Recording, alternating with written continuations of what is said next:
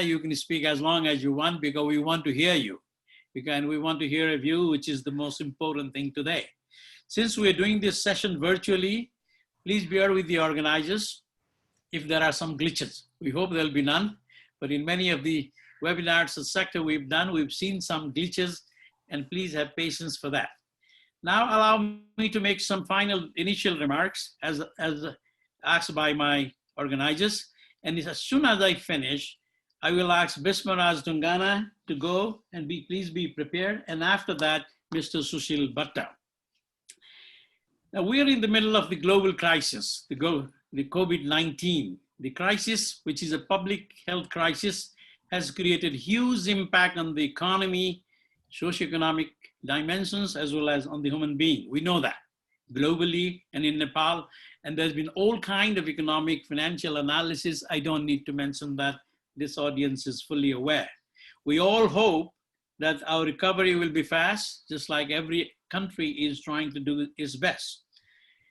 Obviously, you know that it has also impacted the financial sector, and several attempts have been also monetary policy and fiscal policy have been addressed by many countries, including our country. We are all aware that the domestic investment is not enough. I mean, this is a motherhood statement. In every session, we've said that we don't have enough money to realize a higher income growth to become a middle income country. The country and the government is aware that it has to attract the FDI as well as the domestic investment. This is in addition to the various donors, multinationals, bilaterals, etc., who are already helping to the country. Now, allow me to raise some few issues related to the financial sector, financial investment, to set the stage for you all to address your speeches. First, on the bank and the financial institution, we know the Nepalese financial sector is attributed to banking and the non-banking sector. We all know that. There has been tremendous growth in the number of financial institutions in the last decade.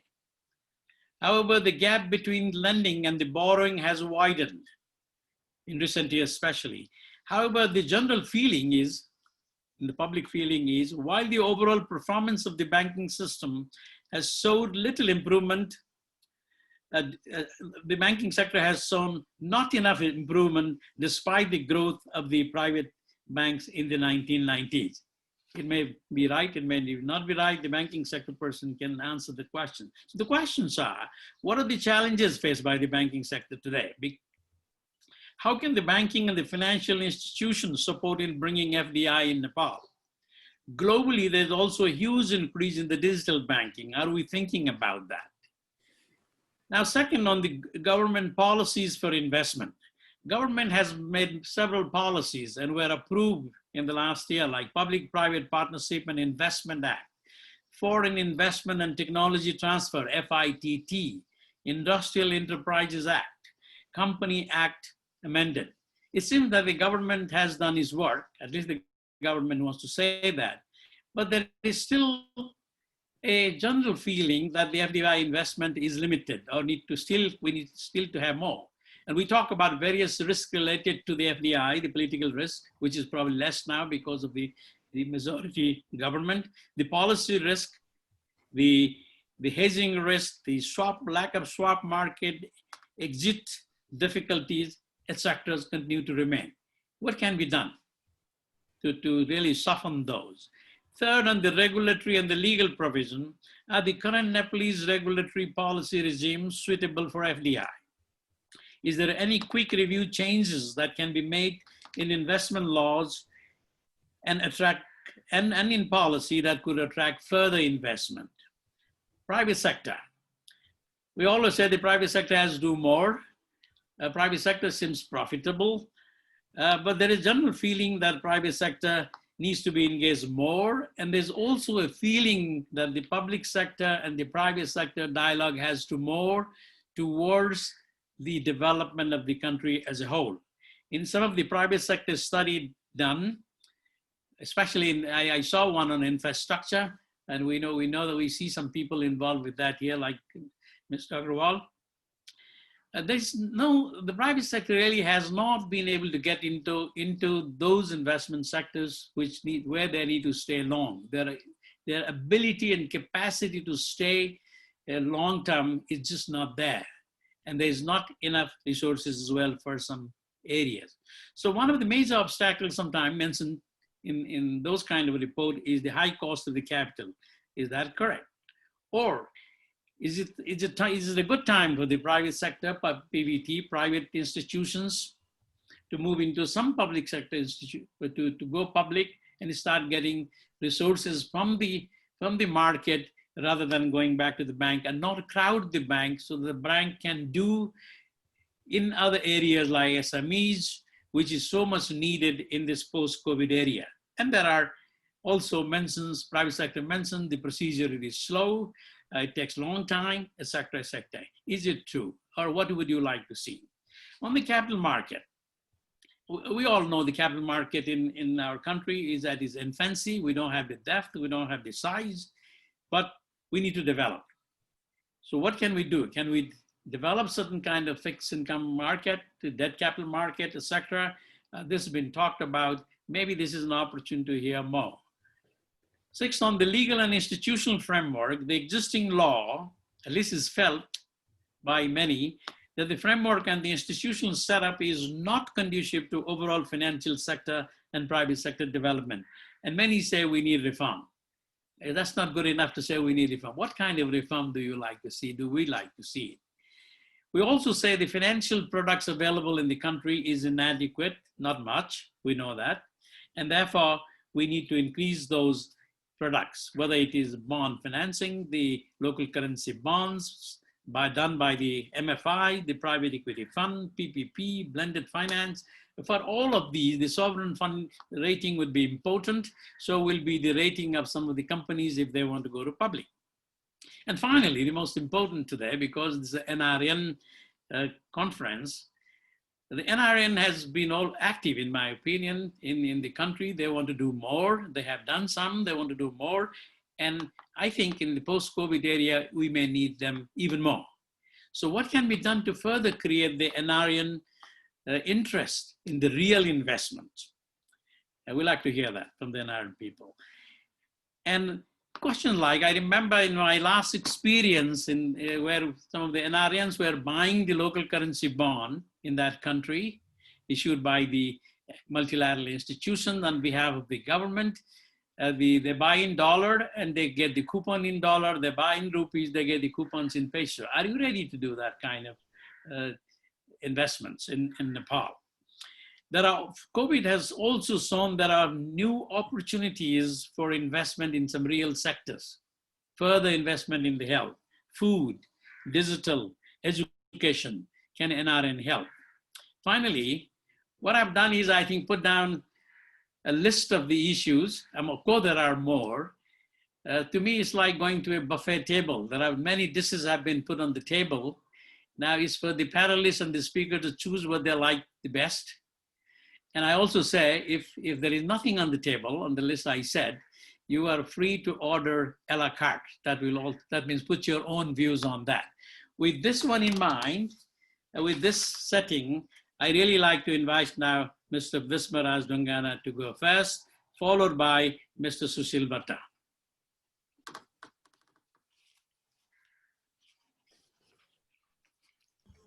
मैले video play गर्दिनु पर्ला।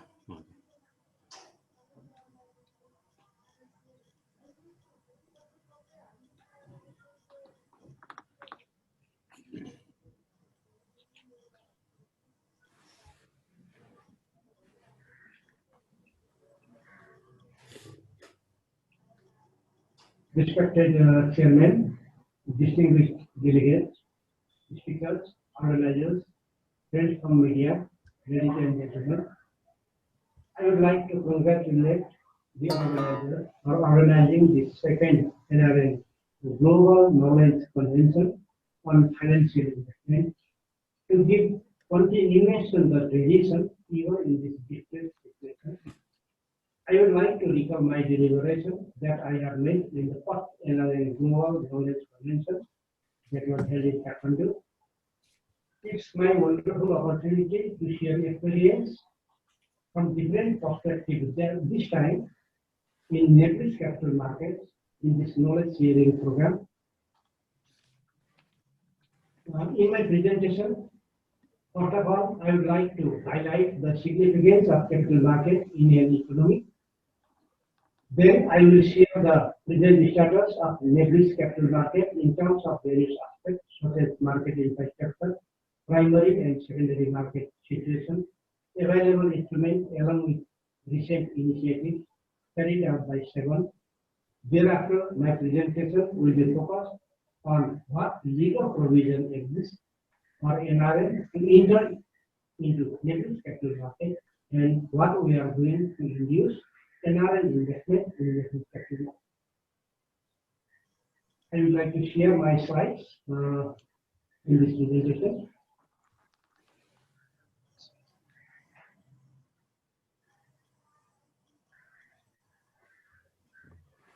I have divided the areas into 5 segments. Introduction, current market scenario, recent development, provisions to NRN in capital market. Once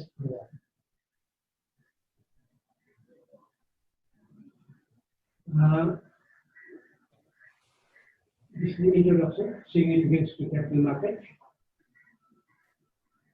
Capital markets constitutes is an important part of financial system that we are aware of this one.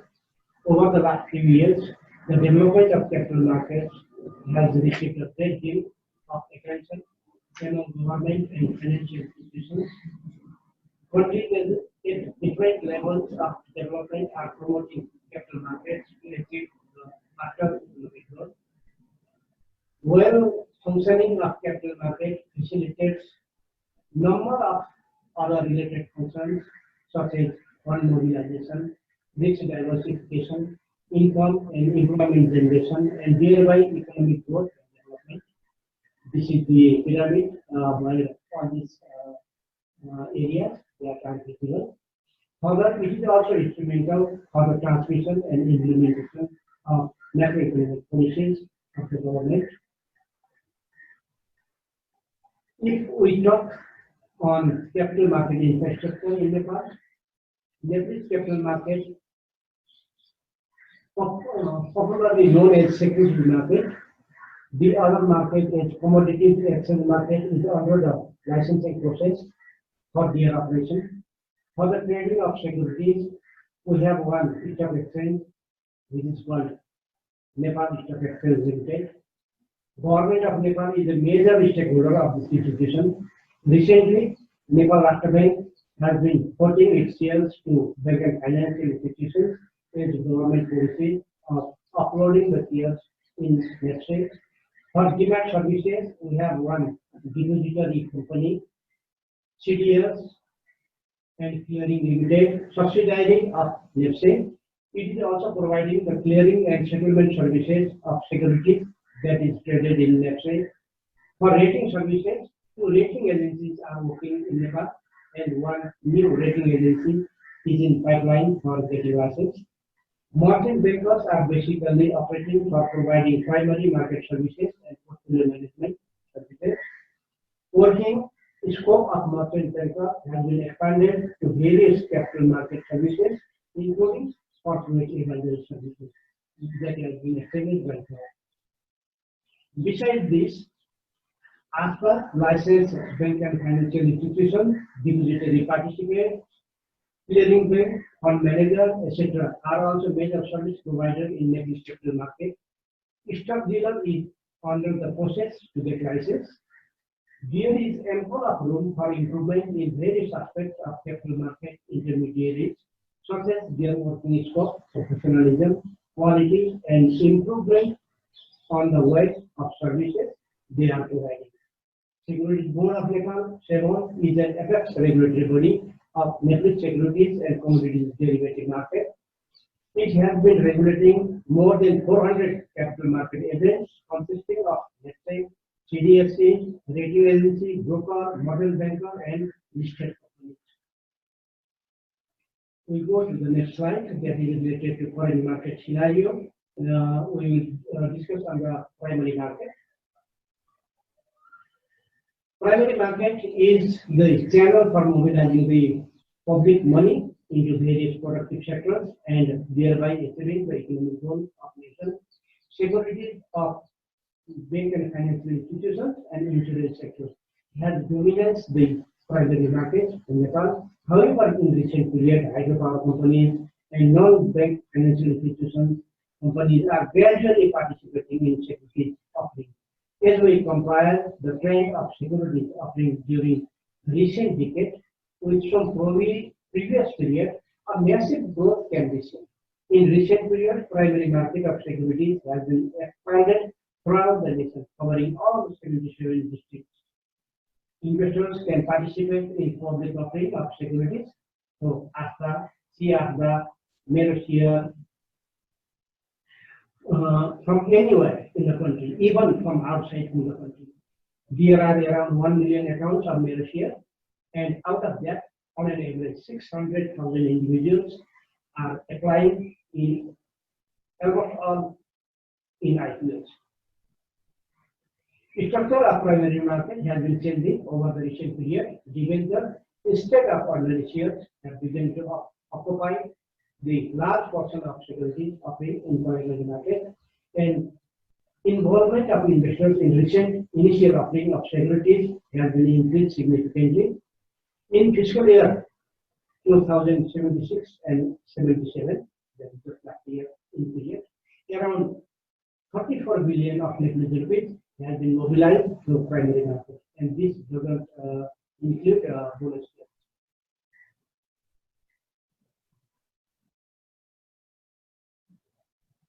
This is the current market scenario in relation to secondary market. Recently, in our market, ordinary share, preference share, corporate debenture, and mutual fund units have been trading in secondary market, with ordinary shares occupied the most. Is compared to the previous decade, the turnover and market capitalization has been increased many-fold during recent decade. Over the few months, turnover is moving around billion of rupees as 7 is to operate the secondary transaction of securities through online system. During the lockdown period, the annual turnover has reached rupees 150 billion in 2076-77, which was nearly 6.7 billion a decade ago. The secondary transaction has become possible as some technical improvement was carried out during the pandemic period. Now, online trading system has been made functional in the secondary market. With this, it is clear that Nepal's capital market is fitting towards the tech-friendly environment. Still, we are striving to improve some of the technical aspects of online trading system in NOT and TMS. 7 has directed NEPSET to improve the technical capacity of NOT and TMS.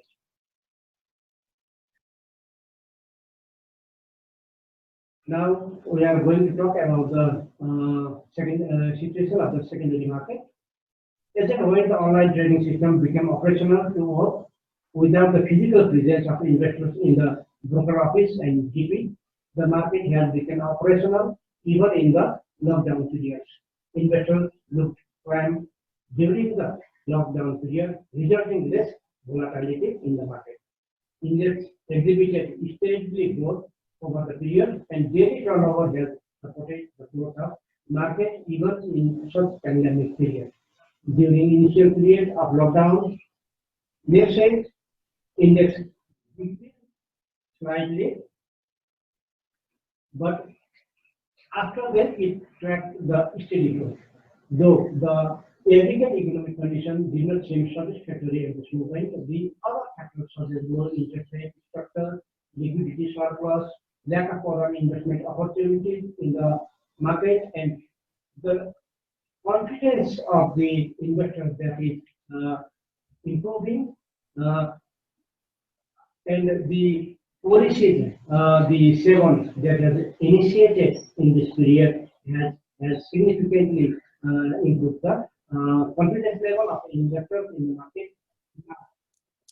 the index is improving. The next index, which was around 1,200 points last year, has been moving around 1,500 to 1,600 points in this days.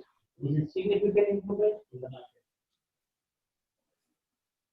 As we talk about the securities market, that is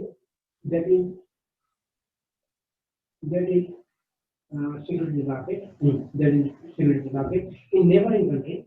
The situation we can see over here in 2019, the position of Nepal's capital market capitalization in terms of GDP, we hold the second highest position in South region, and turnover ratio is also improving nowadays.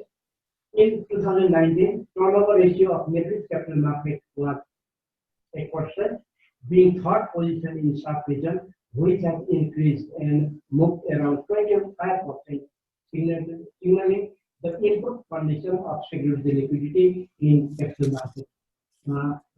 We have exhibited the situation of 5 countries within the South region that we can see in the slide.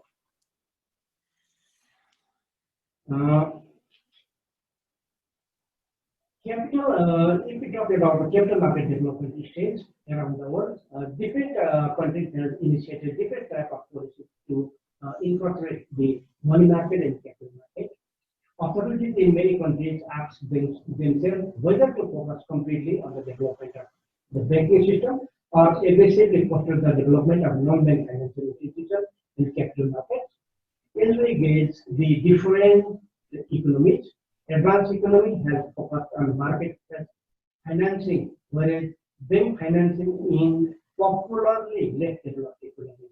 From slide, we can see that the situation and policy concentration for capital market development in Europe, Latin America, African countries, and East Asia, as well as the situation of Nepal.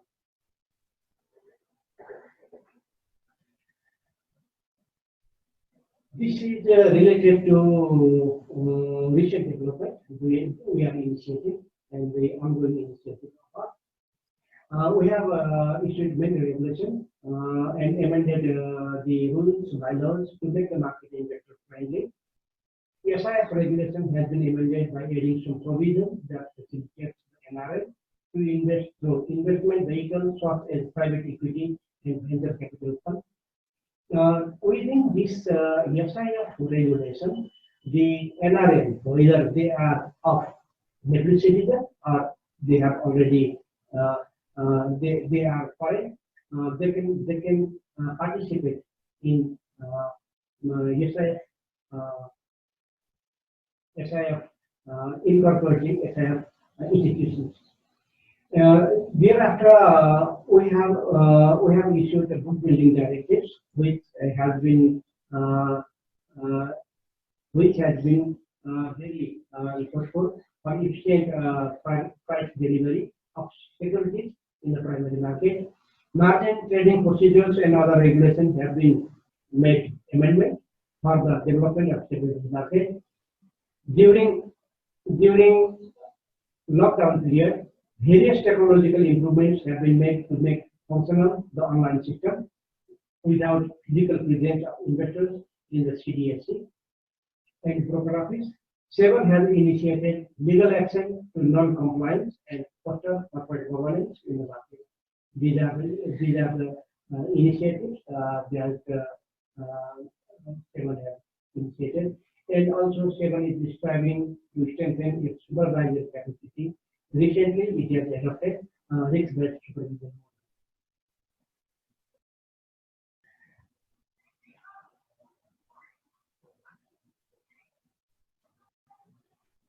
This is most important slide in this presentation. This explains the provisions that are related to the NRN and to enter into the Nepal's capital market. But as we know, the Constitution of Nepal has given priority to use knowledge, skill, technology, and capital of the non-resident Nepalese in the national development. This is also the economic policy of the nation, and capital market can be instrumental to implement this national policy. SEBON, as a regulator of liquid securities markets, has developed many policies and legal infrastructure for NRN to make easy to enter into liquid securities market. Recently, NRN have mobilized their capital into some sectors such as infrastructure investment, hydro, banking, insurance, and other sectors as well. Specialized investment fund, SIF regulation, has been issued to promote the alternative investment vehicle such as private equity fund, venture capital, and hedge fund. The regulations have defined NRN as eligible investors to be engaged in such fund. There is no distinction on NRNs whether they hold Nepal citizens or not. Both can enter into this area. Secondly, under the provision of Portfolio Management Directives 2067, investment managers are allowed to provide PMS and PMS to NRN, both Nepal and foreign, with complying prevailing legal framework. With this, NRN can directly, indirectly enter into the capital capital market. Or direct involvement, NRN, whether they are if they are legal citizens residing in any foreign country, may trade in the secondary securities market since the introduction of online trading system in stock exchange. Those NRN can mobilize their capital in the primary issue of securities since SEBON introduced the ASRA and CASRA system in the primary securities market.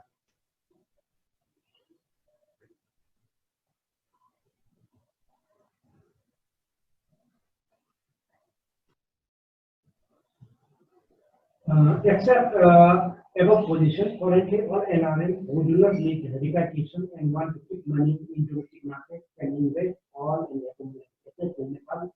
It will be further liberalized in the coming days. We are supportful on this one. Then, if we talk about the ways forward, we have experiences of more than a couple of decades in the capital market. Lots of things have been changed in the sector as we compare today's market with beginning period, but this may not be enough to tap all new possibilities that have been explored in the other countries. Undoubtedly, still there is room for improvement. These days, SEBON has prioritized to restructure the market infrastructure along with NEPSEC, CDSC, and SEBON Exchange to introduce commodities derivative market and specialized investment vehicles to develop government bond market, to make the market more tech-friendly, and to make facilitative legal framework, and that can be supportive to induce NRN and foreign investment in the capital market, so that capital market could be instrumental to achieve the target of becoming a middle income economy by 2030 AD, and to achieve the aspiration of long-term vision 2021,000 Vikram Sambha.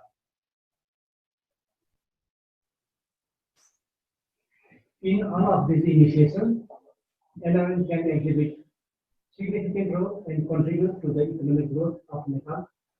SEBON will make all the efforts to facilitate the NRN to easily enter and run the business in the Nepal capital market. With these few remarks, I would like to conclude my presentation and wish a grand success of the convention. Thank you. Thank you so much.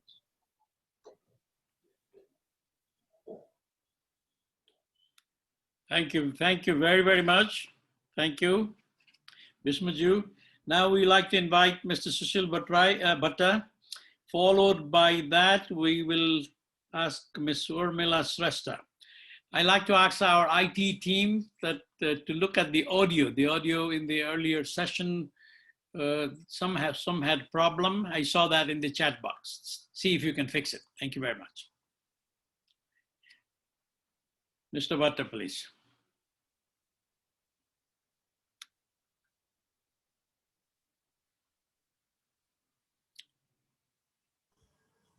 मैं sir Bhattji को पेश present गरिदिनु पर्यो video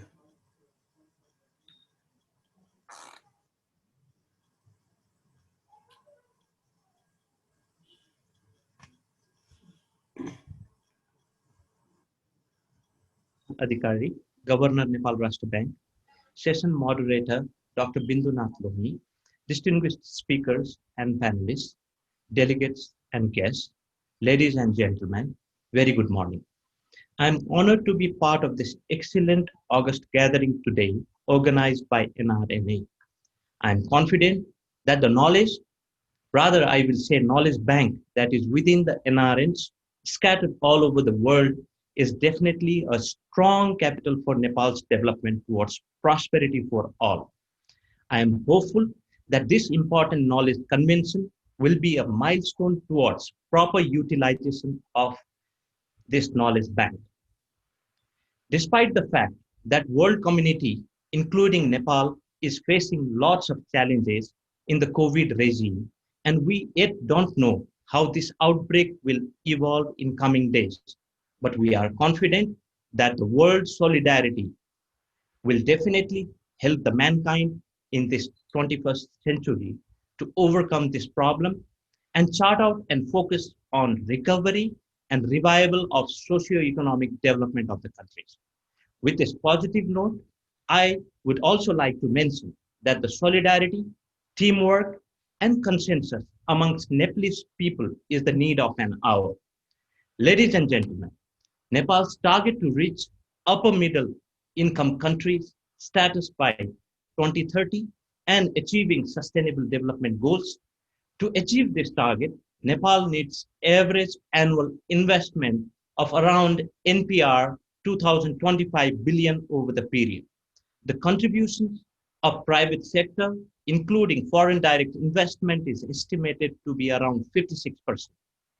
So in this context, NRN can play a greater role in mobilizing private sector investments from within NRN community, as well as work as brand ambassador for Nepal in channelizing foreign direct investment. Investment Board Nepal is a designated institution for promoting, attracting, supporting, facilitating, and executing large infrastructure projects in Nepal. In this direction, Office of the Investment Board Nepal and my team is all geared up and committed in translating government's vision into reality. As a CEO, my commitment is to establish OIBN as a center of excellence for providing timely, quality, and decent services to its investors. Doing Business Index is an improving trend. Public-private partnership and investment act is an important legal framework for creating and improving business climate.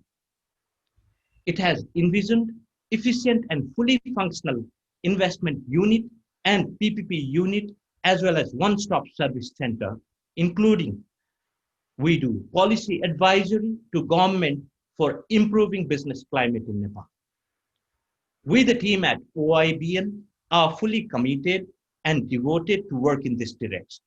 Accordingly, we are also creating a framework, system, procedures to make OIBN functionally robust, independent, and a fast-track service-focused agency. As of today, OIBN is facilitating 5 projects which are already under implementation. And out of these, there are 3 under PPP modality and 2 under private investment, with the value of approximately US $2.2 billion. 5 projects that are under the procurement process. We are also working on numbers of projects from different and various sectors to be prepared for solicitation in near future.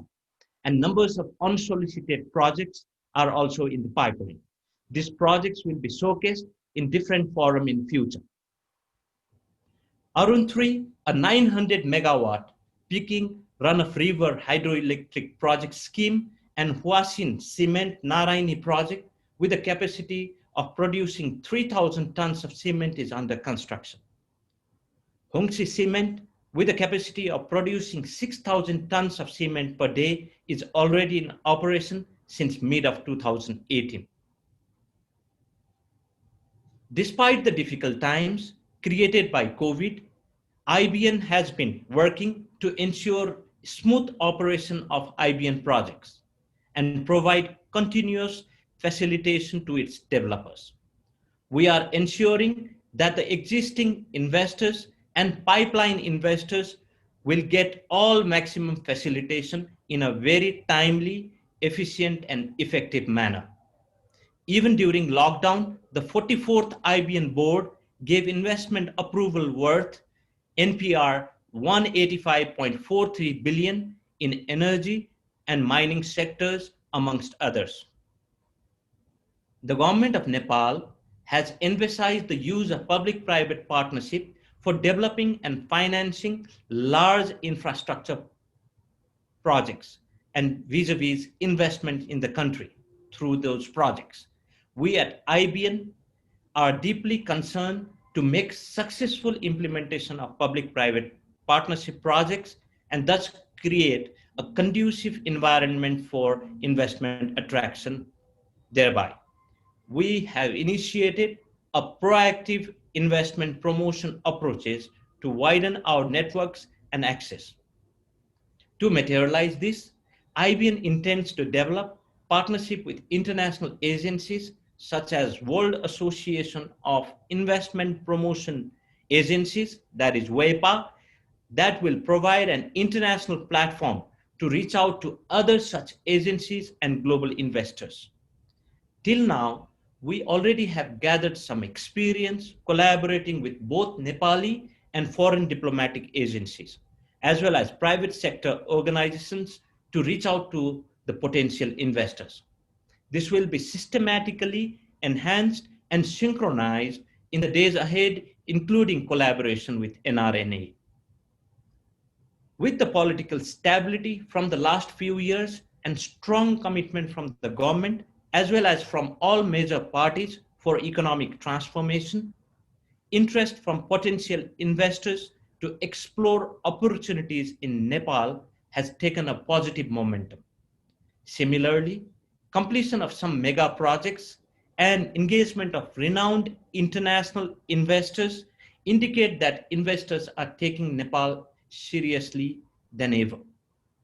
You are all aware that we are still relatively an explored nation in terms of foreign investment. However, there are few international players who are here and are doing extremely well. There is huge room for new investors to create successful ventures, and some of the NRNs are already doing that. Therefore, NRNs, in addition to various roles that you are already playing, can contribute to become investment ambassadors of Nepal by investing as well as promoting the country as a promising investment destination. We heartily welcome your support, suggestions, and collaborations to bring much required innovations and prosperity to Nepal through foreign investments, technology transfer, and knowledge sharing. On this note, I would like to end my speech by commending this wonderful initiative taken by the NRN Association. It again shows the commitment shown by the NRN community to foster investments in Nepal. Lastly, I wish for the grand success of second NRN Global Knowledge Convention. Thank you and have a nice day.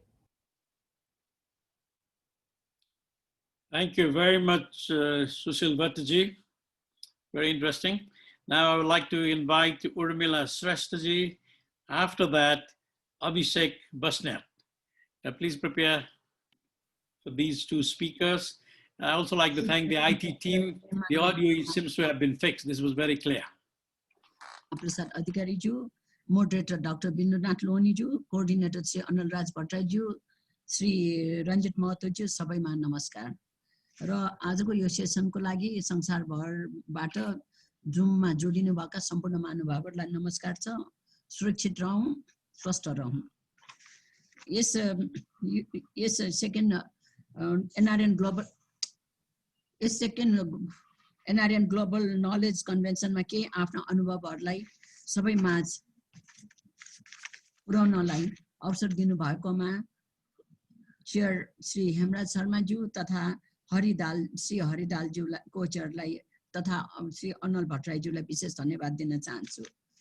म साल trading corporation लिमिटेडमा प्रमुख कार्यकारी कार्यकारी अधिकृतको हैसियतले कार्यरत छु र यो अहिलेको कोभिडको परिस्थितिमा के भइरहेछ भन्ने कुरा म शेयर गर्न चाहन्छु। म यहाँलाई अलिकति स्क्रिन शेयर गर्न पनि चाहन्छु।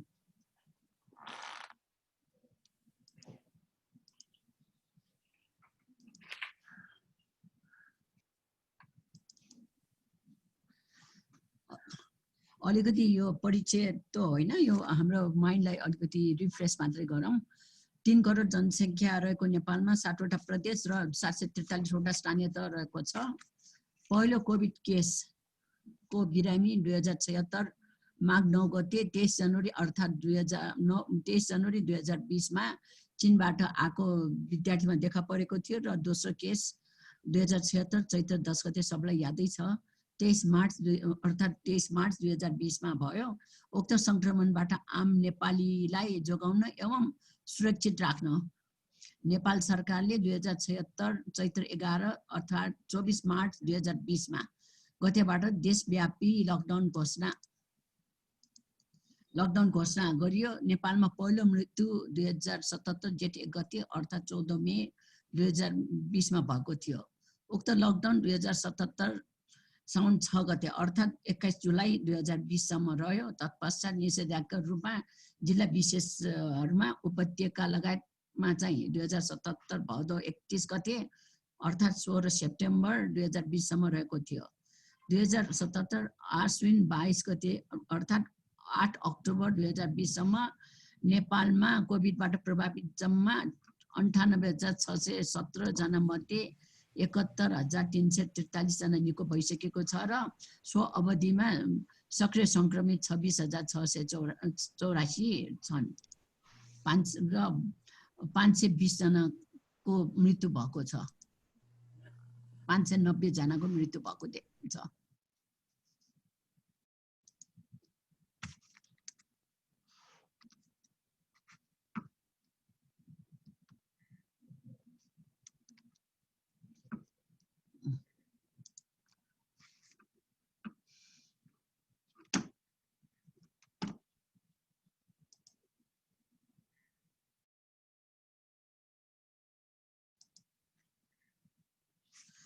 र यो कोभिड-19 नेपालको आर्थिक क्षेत्रमा निकै प्रभावित पारेको छ।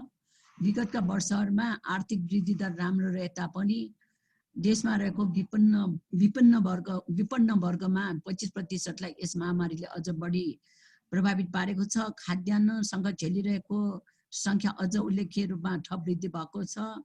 स्थानीय उत्पादन भएको खाद्यान्नको प्रयोगमा कमी र सरकारी राहत र अनुदानको खाद्यान्नमा निर्भरता बढ्दै गएको कारणले थप समस्या सिर्जना भएको देखिन्छ, जसले गर्दा कुपोषणको संख्यामा वृद्धि हुने निश्चित देखिन्छ। केन्द्रीय तथा प्रादेशिक एवं खाद्यान्न स्थानीय सरकारले सुरुमा राहतको रूपमा वितरण गरे तापनि उक्त राहत अपुग रहेको छ।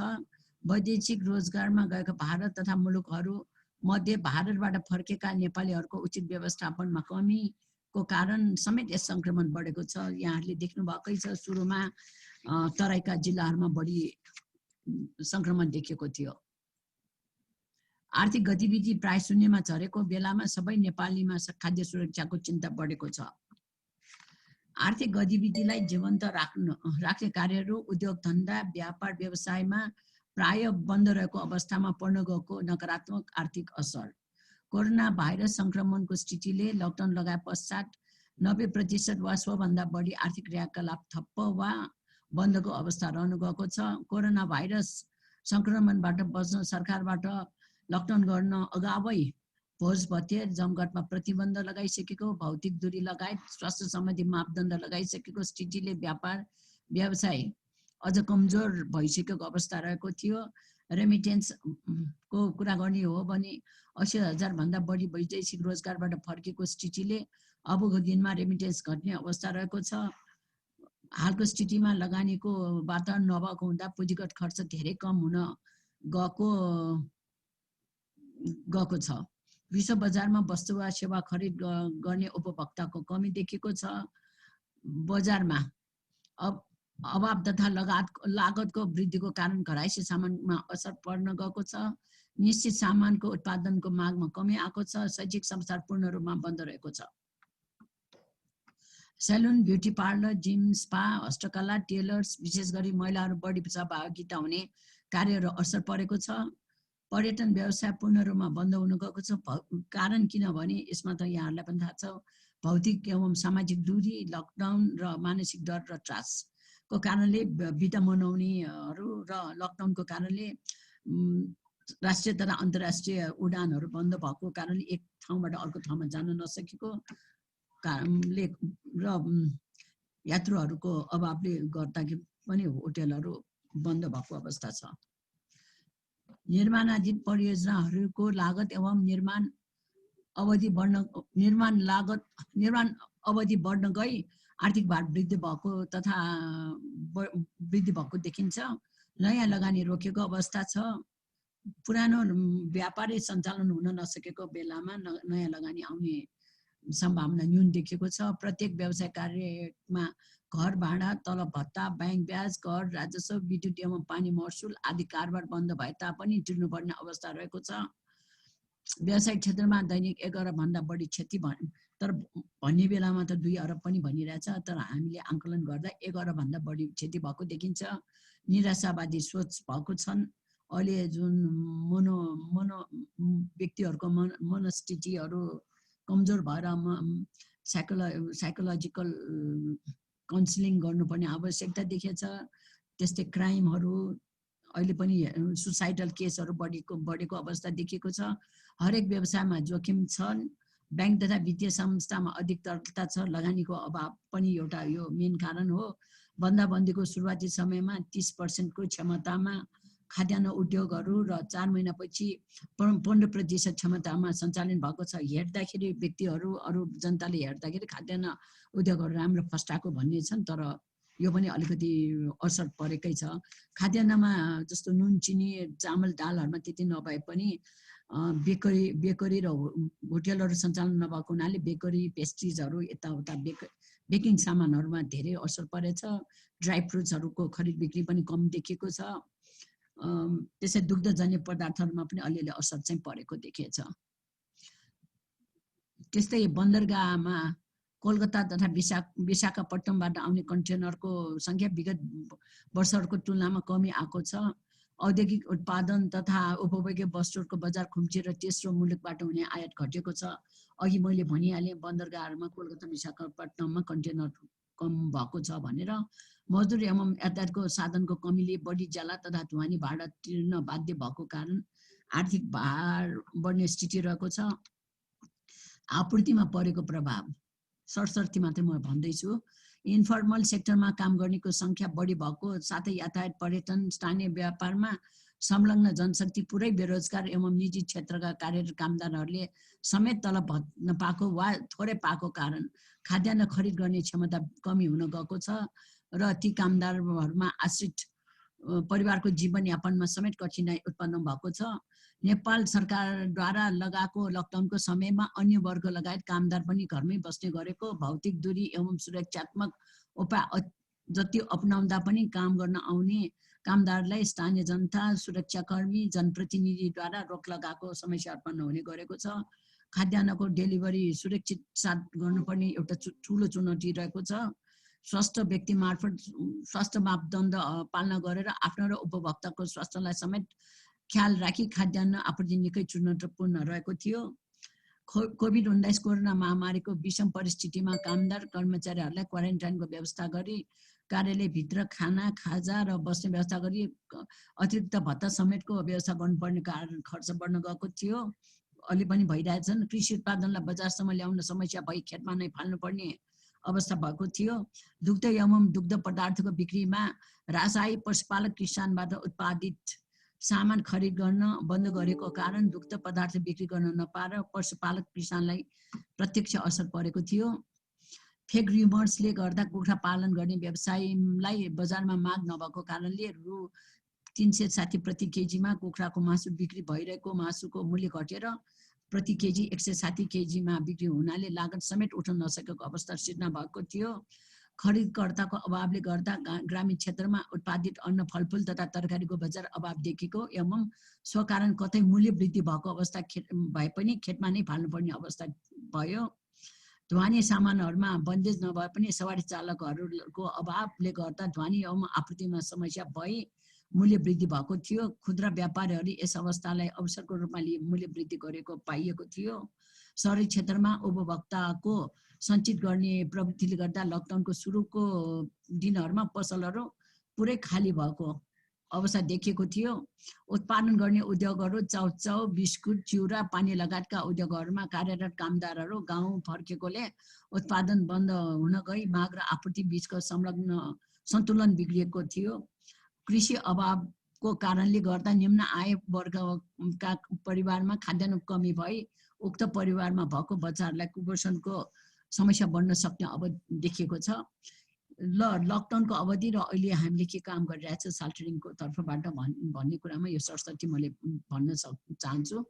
खाद्यान्न, एलपी, खाना पकाउने ग्यास लगायत अत्यावश्यक वस्तुहरूको आपूर्तिको व्यवस्थापन यो अवधिमा हामीले कसरी गर्यौँ भन्दाखेरि विश्वव्यापी कोरोना भाइरस कोभिड-19 को सङ्क्रमणको प्रभाव नेपालमा पनि परेको परिस्थितिमा पनि साल्टरिङ कर्पोरेसन लिमिटेड लगायत निजी क्षेत्रले समेत यस विषम परिस्थितिमा आम उपभोक्तालाई सरल र सुलभ रूपमा खाद्यान्नको आपूर्ति गर्न जरुरी एवं दायित्व सम्झेर आफ्नो काम गरिरहेको छ।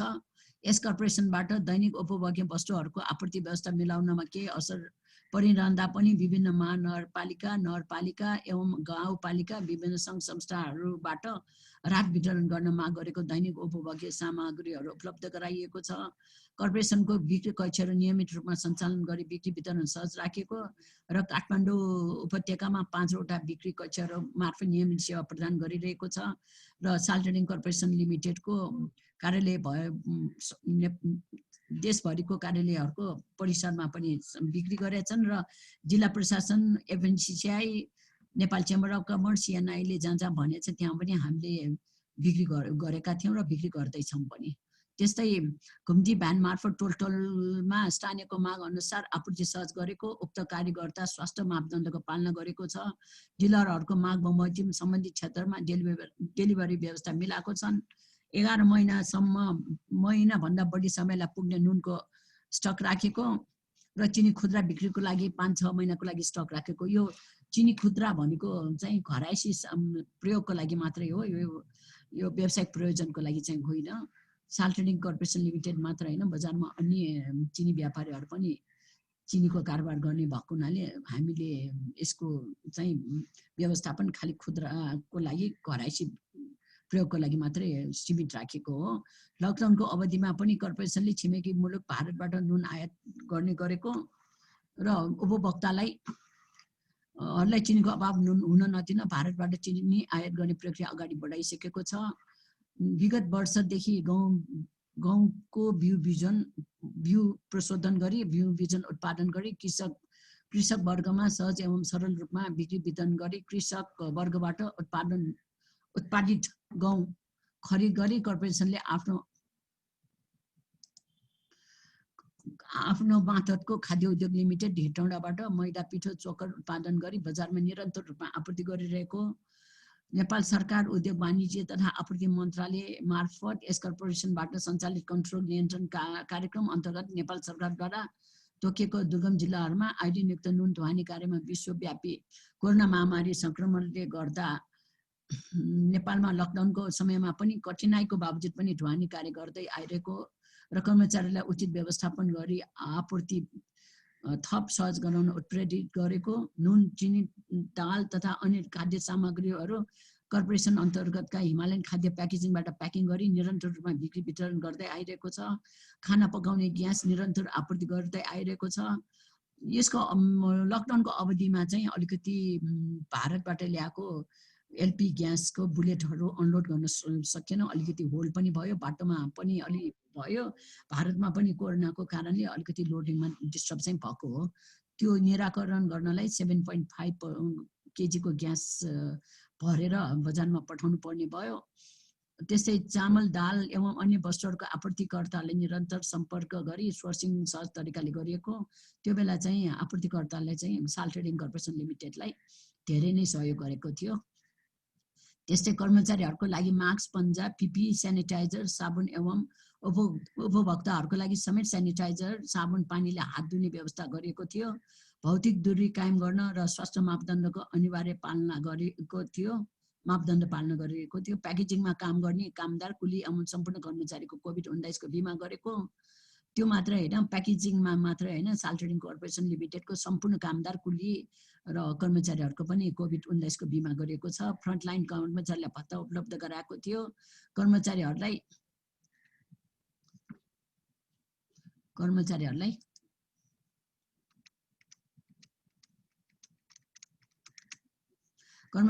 कार्यालयसम्म लाने ल्याउने गरेको र घरबाट काम गर्ने मिल्नेलाई वर्क फ्रम होम सुविधा दिएको। फ्रन्टलाइनमा काम गर्ने कर्मचारी मजदुरहरूलाई PCR टेस्ट गराएको र अहिले पनि हामीले गरिराखेको अवस्था छ। यो चाहिँ कार्यालय परिसरमा कोभिड-19 PCR परीक्षणको लागि स्वाब सङ्कलन। यो एउटा यो मैले अघि भनेको भ्यानहरूबाट बिक्री वितरण गर्न लगेको।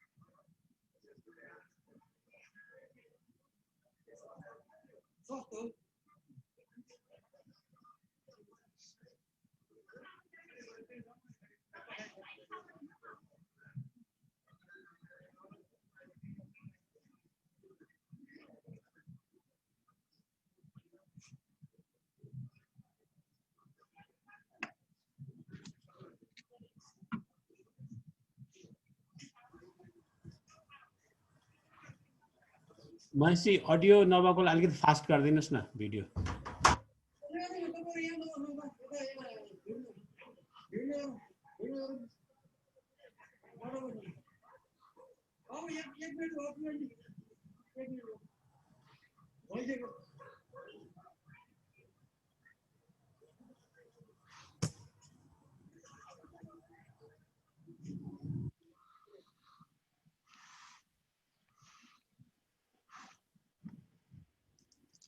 यो टोलटोलमा स्थानीय जनताको अर्डर बमोजिम हामीले सामान पठाउने गरेको र भौतिक दूरी कायम गरेर बिक्री वितरण गर्ने गरेको।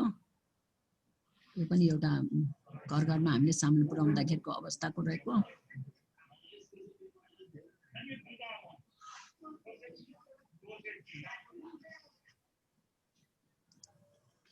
कर्पोरेसनले आफ्नो सेवालाई निरन्तर दिई आम नेपाली उपभोक्तालाई विभिन्न विषम परिस्थितिमा पनि सेवा गरेको छ। यो खालि सबैलाई याद नहोला भनेर हामीले याद दिलाएको मात्रै हो। 2045 सालमा भारतसँग ट्रेड एन्ड ट्रान्जिट सन्धि नवीकरण नहुँदा करिब 1 वर्षभन्दा बढी समय देशले नाकाबन्दी भोग्नु परेको अवस्थामा 2046 सालको जनआन्दोलन, 2043 सालको दोस्रो जनआन्दोलन, मधेस आन्दोलन 2063-64, 2072 सालको भूकम्पले देश ठलेको अवस्थामा दोस्रो मधेस आन्दोलन एवं अघोषित नाकाबन्दी 72 को अवस्थामा हालको कोरोना भाइरस महामारीको बेलामा कोभिड-19 को महामारीको बेलामा भन्नु न एक हिसाबमा र सहुलियत दरको पसल अहिले पनि हामीले सञ्चालन गरिरहेछौँ। चिनी प्रति केजी 70 रुपियाँ र आइनुन प्रति केजी 18 रुपियाँमा दसैँ तिहार छठसम्म हामी वितरण गर्छौँ। यो चाहिँ मैले अघि जोडिएन, यो हामीले लकडाउनको अवधिमा पनि केमिकल फर्टिलाइजर रासायनिक मलहरू बिक्री वितरण गऱ्यौँ र आफूले यो सालभरिको जुन छन् हामीले चाहिँ आयात गरी बिक्री वितरण गरिसकेको अवस्था छ। अहिले पनि हामीले आयात गरिराखेको छ। त्यसपछि यो पनि त्यही हो चिनीको यो ठाउँ हामीले स्थानीय खाली जग्गाहरूमा पनि जहाँ जहाँ भनेछन् र साल ट्रेडिङको कार्यालय हात भएको ठाउँमा बिक्री वितरण गरिरहेछौँ। यो अघि भनेको नेपाल सरकारले तोकेको दुर्गम जिल्लामा नुन ढुवानी लकडाउनको अवधिमा पनि गरिरहेको थियो, अहिलेसम्म पनि गरिरहेको छौँ यो खचरबाट। र यो एउटा फेसबुकमा मैले भेटाएको थिएँ, बुटवलदेखि नुन बोकेर गाउँ आउँदा बाटोमा खाना पकाएर खाने जमानाको तस्बिर भनेर यो खच्चडबाट नुन ढुवानी गरेको अवस्था, यो पुरानो चिनी प्रति केजी 4 रुपियाँमा असनको डबलीमा साल ट्रेडिङ कर्पोरेसन लिमिटेडले वितरण गरेको फोटो एउटा। यो मैले अघि पनि भने कोरोना भाइरस कोभिड-19बाट महिला उद्यमी र व्यवसाय बढी प्रभावित भएको छ भनेर यहाँहरूले देख्नुभयो। हस्तकला मान्छे ज्यान बचाउनलाई गाह्रो भइराखेको बेलामा हस्तकलाको सामान कसले किन्ने भन्ने जस्तो भइराखेको अवस्था छन्। र अहिलेको कुरा निष्कर्षको कुरामा इतिहासकै भयावह अवस्था कोभिड-19को बेलामा आपूर्ति व्यवस्थालाई सहज राख्न निकै कठिन एवं चुनौतीपूर्ण भए पनि नेपालमा यो सहज एवं सफलतापूर्वक भइरहेको छ। यसमा चाहिँ आम नेपाली उपभोक्ताहरूको एउटा सहनशीलता र अर्को चाहिँ खरिद गर्ने बानी पनि एउटा कारक हो। प्राय उपभोक्ताहरूले 2 महिनाको पुग्ने खाद्य सामग्री खरिद गर्ने भएकोले प्राय परिवारमा खाद्यान्न राख्ने प्रवृत्तिले गर्दा बजारमा अहिले बढी चाप छैन। यसमा चाहिँ अलिकति युएसए र युकेतिर भन्दा सप्लाई चेन म्यानेजमेन्ट उहाँहरूको राम्रो भनेर उपभोक्ताहरूले त्यति सामान स्टक राख्दैनन्। तर नेपालमा देशको भौगोलिक परिस्थितिको कारणले बाढी पहिरोको कारणले बाटोघाटो बन्द हुने, बन्द हडतालहरू सबै चिजहरूले गर्दाखेरि पनि सामानको अभाव हुने भएको हुनाले उपभोक्ताले खरिद गर्ने बानी छन्। त्यस्तै धान बाली भित्राए लगत्तै एवं हिउँदे बाली भित्राउने समयमा लकडाउन सुरु भएकोले ग्रामीण क्षेत्रमा प्राय परिवारसँग खाद्यान्न रहेकोले केही सजिलो भएको छ। ब्रेक द चेन प्रति मैले अघि पनि भने प्राय उपभोक्ता सचेत भएको कारण समेत नेपालमा कोभिडको प्रभाव निकै कम रहेको छ। नेपालको बजारमा 95% हिस्सा किराना पसलहरूको छन्। किराना पसलहरूको लकडाउनको समयमा पनि प्राय जस्तो घरको मुनि नै किराना पसल भएको हुनाले लकडाउनले पनि आउट गर्न गाह्रो भएन। राम्रोसँग सेवा प्रवाह गरी आम उपभोक्तालाई सेवा प्रदान गरेको छ। र धन्यवाद। एक टुक्रा मैले चाहिँ यो उसको चाहिँ सामानहरू पुराको अवस्थाको चाहिँ अलि सेयर गर्न चाहेको है। Thank you very much, Urmila ji. Very comprehensive presentation on COVID. Now I'd like to invite Abhishek Basne, and after that Sandeep Kumar Mohanty. We're running a bit late, but I think we'll catch up. We'll catch up over the period of time. Please go ahead.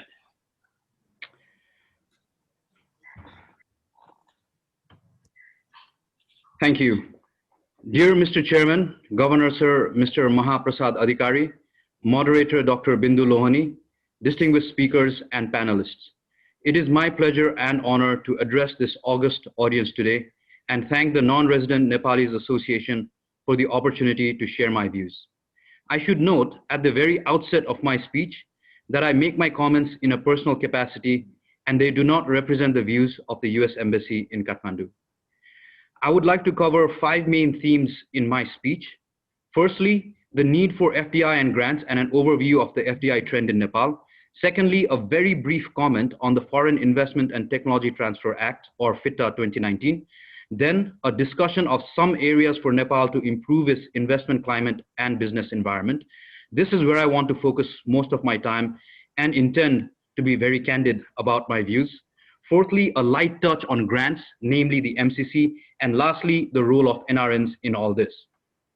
As you can see, I have a lot to cover, so without further ado, let me dive into my first section, why Nepal needs FDI.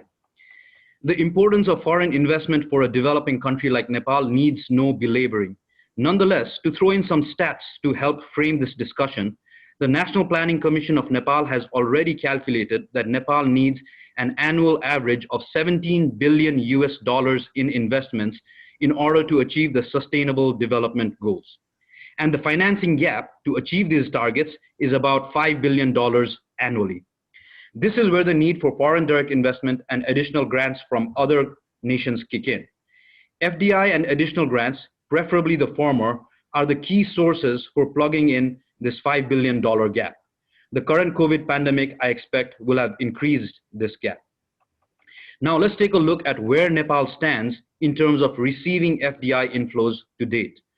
During the decade from 2007 to 17, that is the period before the current majority government took office, Nepal attracted only 0.4% of its GDP in FDI.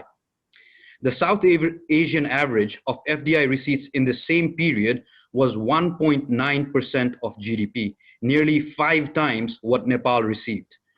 and the average for low-income countries worldwide was 3.3%. So historically, Nepal has attracted far less FDI relative to comparable countries. This shows that there is a lot of room for Nepal to attract FDI since we are starting from a much lower base relative to comparable countries. Also, from 2018 onwards, as we all know, we have a majority government under the new constitution. So conditions should now be favorable for Nepal to receive more FDI. Is this validated by our experience in recent years? The Nepal Rashtra Bank survey of FDI trends shows that FDI stock of Nepal has grown by an average 24% annually over the 3 years up to 2018 since the earthquake in 2015.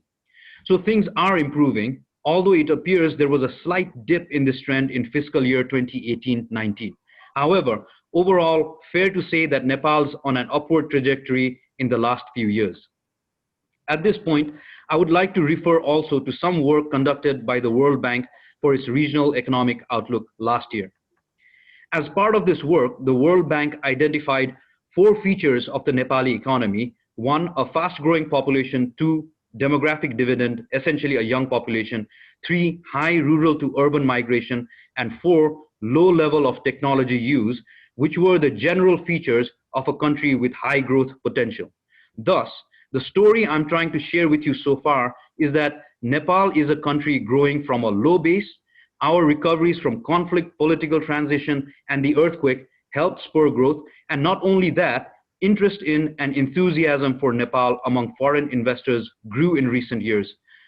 Referring back to the World Bank study, Nepal has all the right ingredients to continue being a high growth economy. But we do need to keep up this momentum and not squander this opportunity that we have before us, especially given the slight dip in 2018-19 and the COVID mishap now. I'll go on to discuss what I think Nepal needs to do to make the best of this moment, but let me just lightly touch on the FITA, the Foreign Investment Technology Transfer Act, before going there.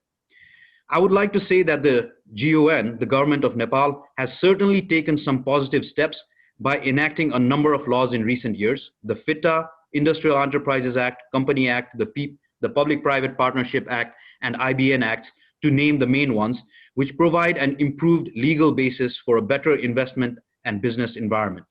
However, an appropriate legal framework is of course only the beginning and bare minimum requirement for a competitive investment climate. I shall now move on to discuss a few other issues that we need to focus on to improve Nepal's business environment and make it a more attractive investment destination for global investors. We all know our country faces some unique challenges.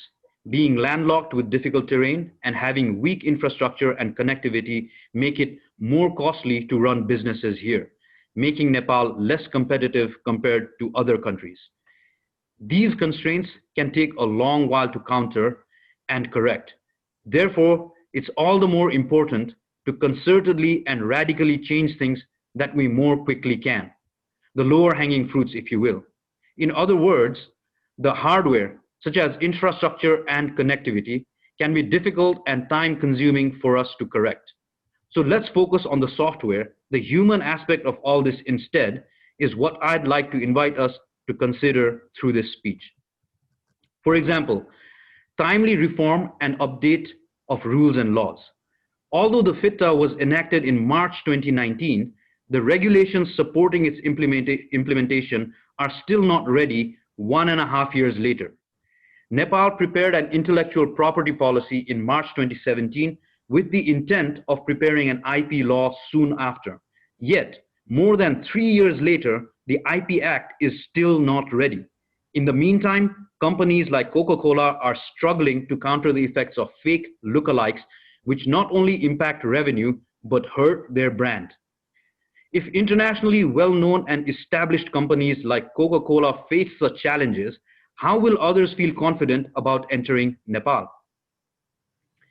Ride-hailing apps such as Tuto and Patao, the second of which is an FDI-based company, have made lives easier for many commuters in Kathmandu. Yet the transport laws under which they operate dates back to 1993, when ride-hailing services did not exist not only in Nepal, but anywhere in the world. To the best of my knowledge, most of our South Asian neighbors, India, Bangladesh, Pakistan, and Sri Lanka, have updated their laws to keep up with the times. We are behind.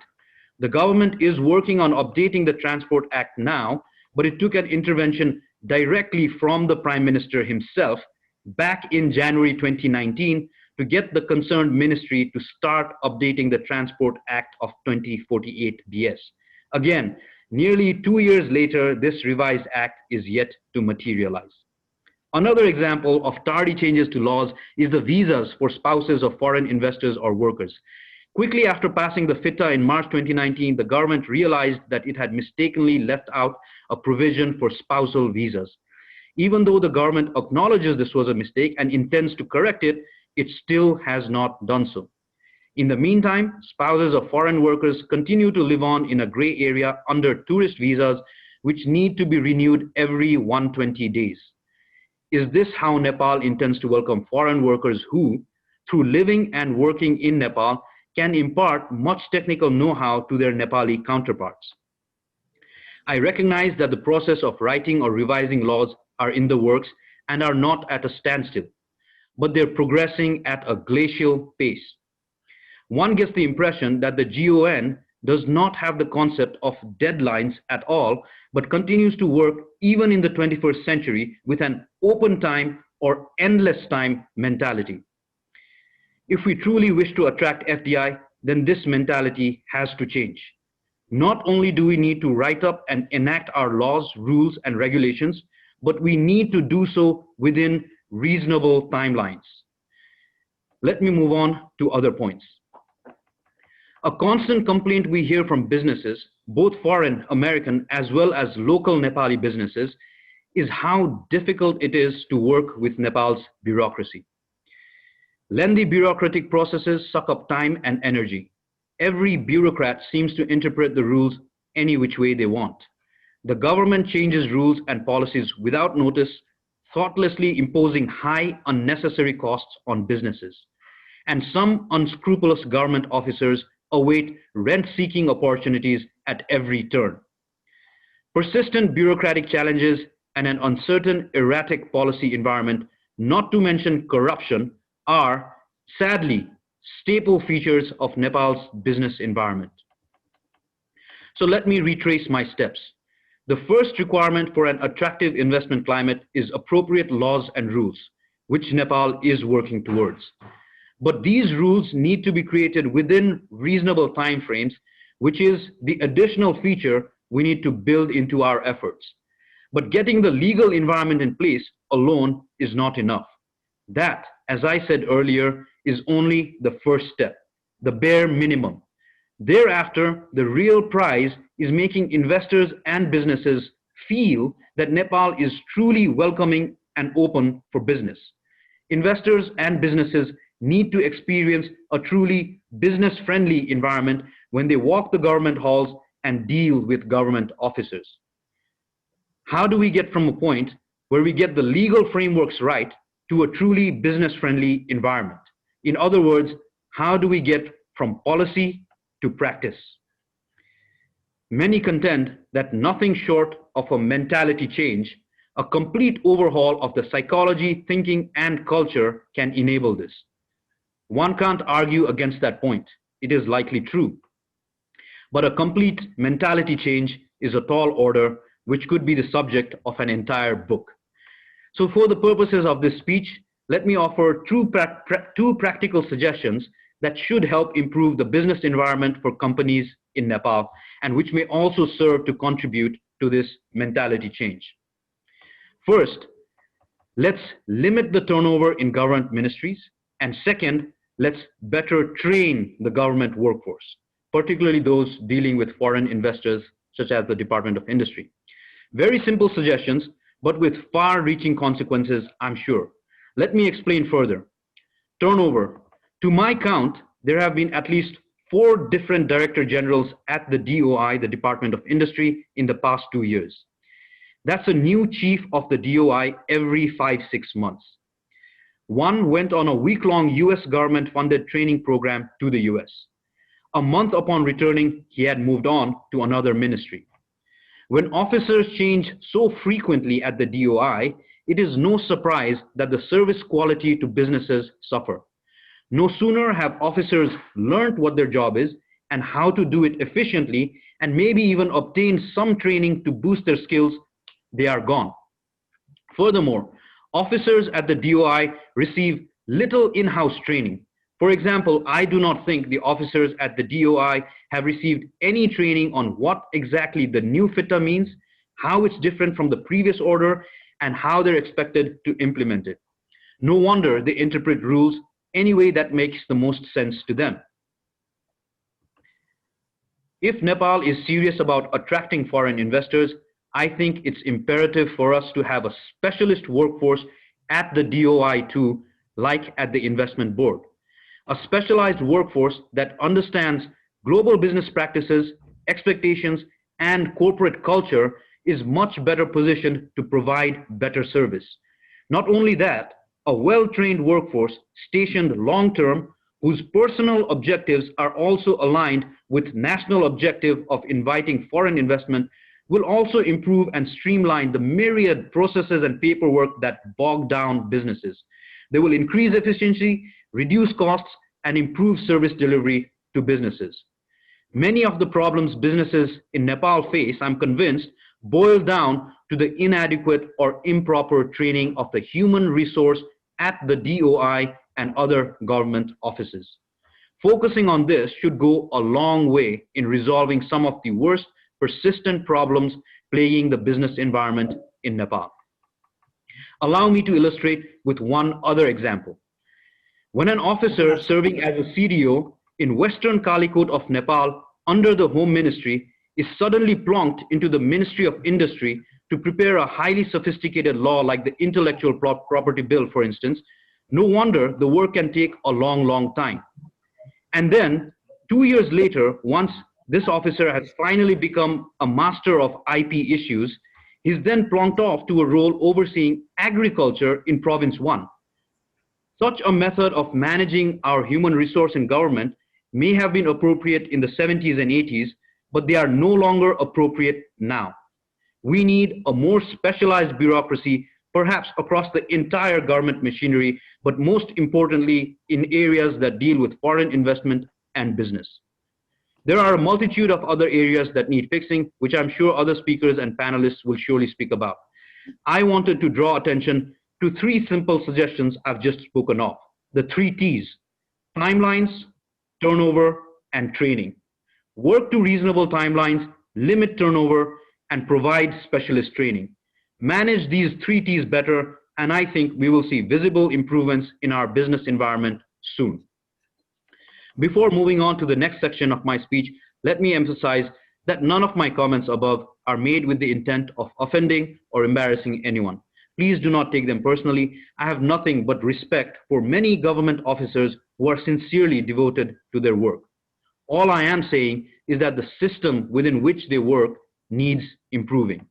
In a sense, what I'm proposing above is that we need to replicate the IBN experience at the DOI and other government ministries too. I did not speak about the investment board here. The CEO of IBN, Mr. Sushil Bhatta, has already done so. But I would like to take this opportunity to congratulate Mr. Bhatta on his recent appointment and wish him the best for a successful tenure. Now, a quick word on grants.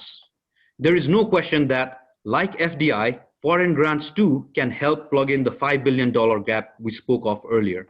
This is even more so under COVID, when government resources are drying up and foreign loans will be required for economic recovery. So limited funding will now be available for development activities like infrastructure building. The gorilla in the room when speaking of grants today is, of course, the Millennium Challenge Corporation's project, which provides a $500 million grant to build electricity transmission lines and roads in Nepal. However, it saddens me to say that there is a lot of misinformation floating about the MCC. It is this country's sovereign decision whether to accept the MCC grant or not. If Nepal were to forego the MCC for legitimate reasons, that's one thing. But it would be a tragedy to lose a $500 million grant on the basis of wrong, false, misinformation especially at this point in time under COVID. Nepal should also consider the possible repercussions of its refusal to go ahead with this project now among potential international investors, especially in the West. Many people don't seem to realize that this project has been in gestation for a long time, nearly a decade now, with more than 3 years spent in the design phase alone. Equally, the reverse scenario deserves serious consideration too. If Nepal went ahead with the MCC and completed the project to time and to budget, then the demonstration effect among international partners and investors, the assurance they might gain about doing business with Nepal should be significant too. I therefore strongly urge all Nepalis to please refer to legitimate sources of information about the MCC. In particular, please visit the MCA website, www.mcanp.org. MCANP stands for the Millennium Challenge Account Nepal.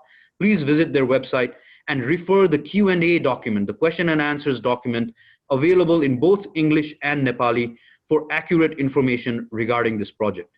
Do not rely on social media and YouTube to form your opinion on a $500 million question, please. Furthermore, my personal opinion as a Nepali citizen who happens to be working at the US Embassy. It's not only the responsibility of the MCC or the embassy to clarify the existing confusion and misinformation regarding the MCC. It is also the responsibility of our government and other Nepali stakeholders as beneficiaries of this grant to provide and obtain accurate information about this project. And finally, to end my speech, let me touch upon the role of the NRNA in all this. NRNs, in my view, are well positioned to work in Nepal because you're aware of the many pitfalls and challenges of working here. To use an analogy from the armed forces world, I see NRN investors in Nepal as an elite force, something like the special forces who enter a danger zone and pave the path for those following behind. Let's face it, NRNs are among the best and brightest of Nepal. I appeal to you, please use your skills, abilities, talent, firepower, and clout to root for setting up the proper business environment in your home country, as opposed to moving with purely personal profit considerations only. In other words, not just your business, but the business environment. Make this extra effort because as the best and the brightest of Nepal, if you don't, who will? Mind you, a proper business environment will not come about simply with economists or industrialists making speeches at forums like these, but instead investors like yourselves demanding a conducive environment. I've laid out above a few elements that you could collectively root for: timelines, turnover, and training, and move towards the creation of a specialized bureaucracy where possible. Improvement on these will facilitate not only your entry into Nepal, but smoother operations of your business in the years following. I'm sure my fellow speakers and panelists will provide other ideas and elements for you to ponder and push for.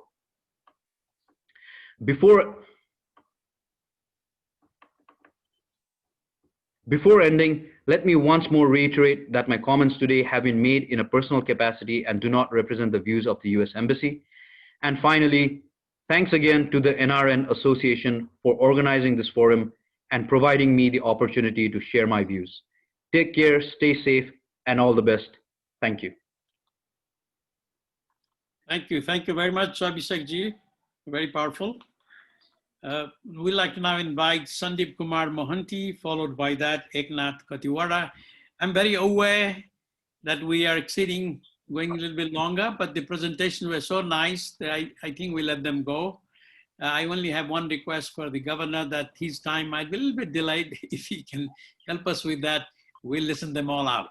Thank you very much. With that, let me invite Sandeep Kumar Mohanty.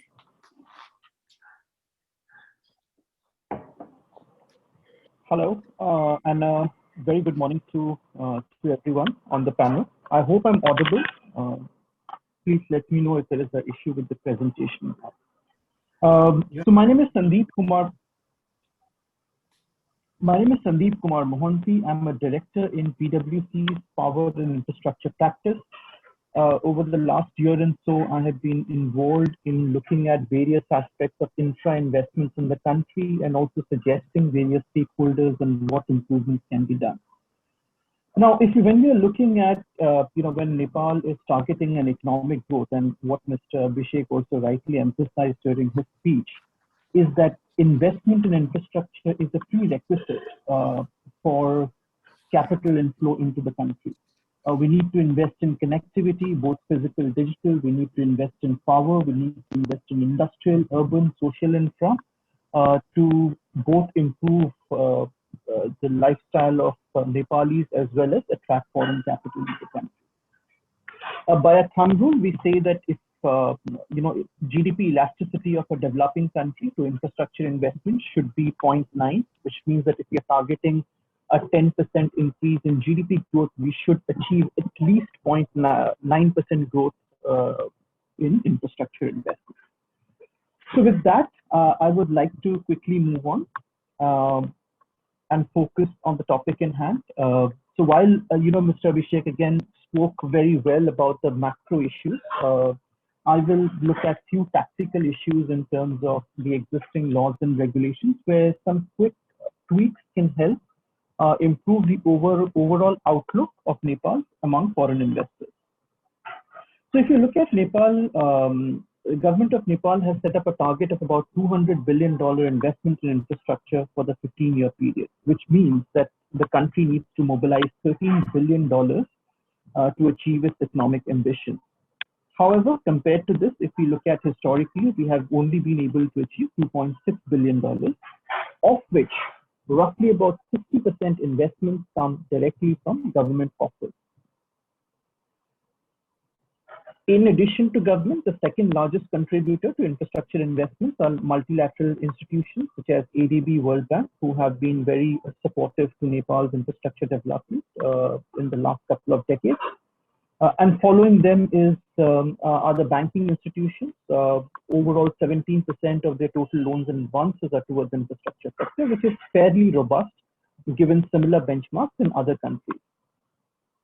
Where Nepal has not done so well is on the capital market side. While equity market is somewhat active, the debt capital market is quite nascent and pledging. And typically, if you look at globally all across, debt capital market is one of the primary sources of funds, including international funds as well.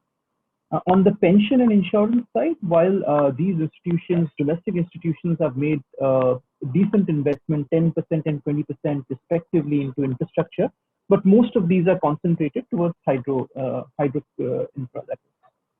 And we do not have many pension and insurance, international pension and insurance funds who are coming and investing in Nepal infrastructure sector. So our focus for today's discussion is to focus on quick wins, that without creating fresh laws, what is it that within the current legal environment we can change, which can help improve Nepal's outlook among foreign investors. I mean, one of the issues that we need to always consider is that when a foreign investor is looking at a country, they look at multiple competing countries. So if somebody is interested in investing in Nepal, he has to decide whether it has to go to Nepal or to Bangladesh or to Myanmar or to Vietnam, all of which are developing economies in the region. Hence, we need to have laws and regulations which are conducive for investments to come in. And there are two aspects specifically which we will look to address. One is tariff and non-tariff barriers, how we can bring those down so that foreign capital can come in more easily. And second is on taxes, because for us, we might feel that, look, a 0.5% tax increase might not impact, who does it impact? But in reality, it does impact the overall return profile of an investor. And as I mentioned, that he would look at competing geographies and what his net returns at his home jurisdiction is. So some of these issues we will try to address in the subsequent slides. What we did as a part of this exercise was to look at about one of the fastest growing economies where we believe that The laws, the investment laws are quite progressive, and they have made massive strides in terms of promoting foreign investments into the country. And these have actually formed a basis for our comparison and some of the suggestions that we have subsequently made. So the first one, and this is pertaining to non-residents, so could be for interest for everyone. I mean, in Nepal, we have capital gain taxes of about 25% for all sectors. 25% is quite steep if we look at overall similar tax rates across other countries such as Singapore, India, where rates are far better. In fact, the overall tax-adjusted returns, if we compare to the three neighboring countries, Bangladesh, India, and Nepal, Nepal is comparatively lower. So if we want to promote long-term patient capital into the country, we can make a differentiation of long-term non-resident taxes, which can be brought down. So if you're investing for long-term, the capital gains can be a little lower than 25%, which we believe is higher compared to similar countries. So that's one. Second is that double taxation treaties. So essentially what happens is that double taxation treaties, in fact, benefit investors because it doesn't enforce two taxations, one on home and one on foreign jurisdiction. Nepal has DTAs with several countries, I think 11 in total. However, if we look at the top 10 jurisdictions from where foreign capital has come into Nepal, we have double taxation treaties with only 4 jurisdictions. And 60% of the overall FDI actually comes from countries where we do not have current DTAs which is existing. And we need to also understand that some of these jurisdictions such as Singapore, Ireland, West or Caribbean, these are locations where a lot of capital gets pooled. So if you find investors all across the world pool their capital into these jurisdictions, just like we have in Mauritius. So it's very important that we tend to replicate the DTA negotiations with these countries specifically.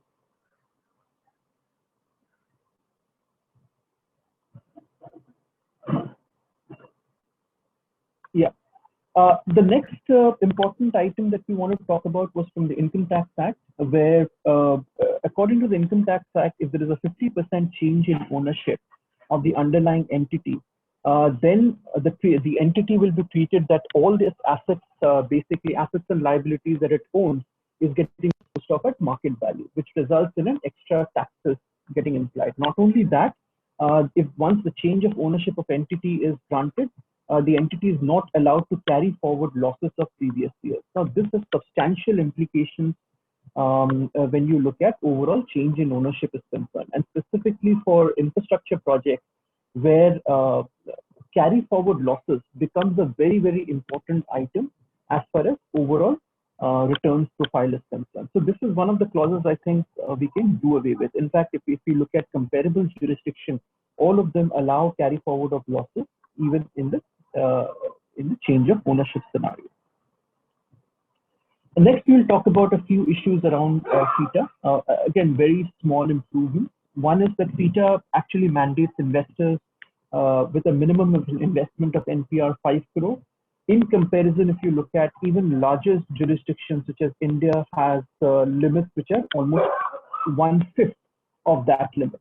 So essentially, when we have a higher limit, we are actually creating a non-tariff barrier for some of the smaller investors to come in and invest in Nepal. The second challenge it does is that it would allow pooling of capital outside Nepal, which is not something which the government wants financial markets to grow. They should actually promote more pooling of capital inside the country. So I think this is an area where probably the limit can be reduced a bit. If not for all sectors, at least for some specific sectors. The next one is that for every foreign investment requires approval of GYI and IBN, which is reasonable. However, what we have seen is that for certain priority sectors, such as infrastructure, manufacturing, this could be made under automatic route. So essentially, you don't need to specific approval from government to actually invest in these sectors. Whereas more sensitive sectors,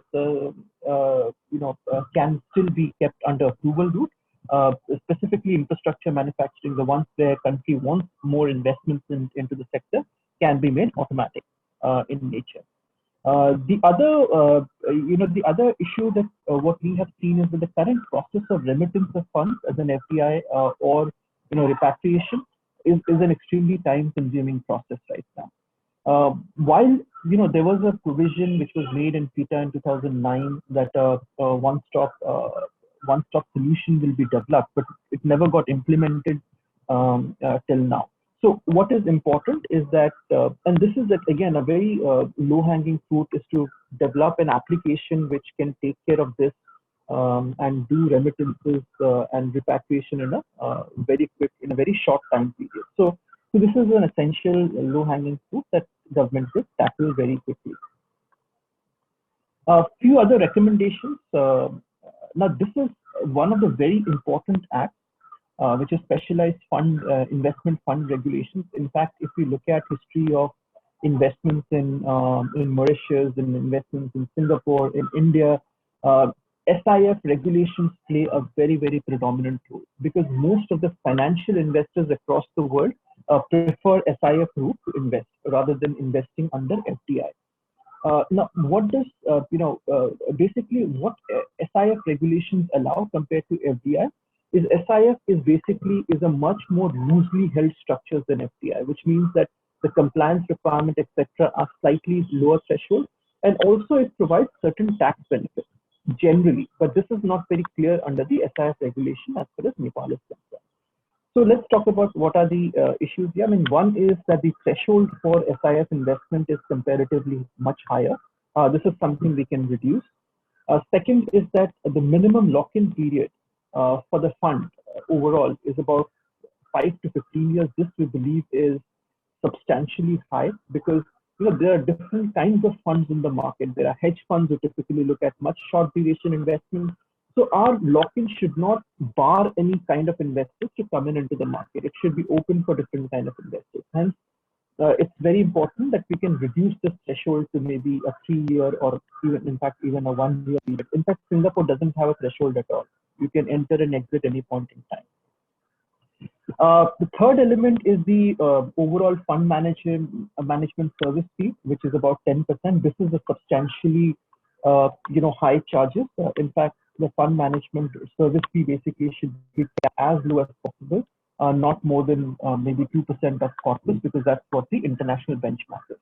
And finally, the most important aspect of SIF regulation, and probably for foreign investments into the country, is that the regulation does not provide clarity around pass-through structure of taxes in the fund. If you look at globally, one of the main benefits that financial investors get to invest under an SIF route is that there is a pass-through of tax, which means that investors get taxed only and under one entity. They either get taxed at there is no taxation at the company level.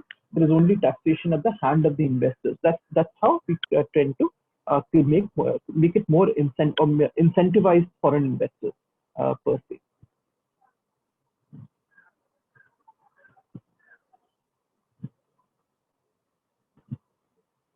And finally, we'll look at some of the points under the BIFA regulations. I mean, one is that, and these are very small issues. For example, an infrastructure bank cannot provide advisory services. In reality, if you look at globally, infrastructure banks make a lot more, do a lot better by actually providing advisory services. They have better manpower who is trained. They also help deepen the financial markets quite a bit. So to that extent, I think this is again one of the quick wins that we can do away with.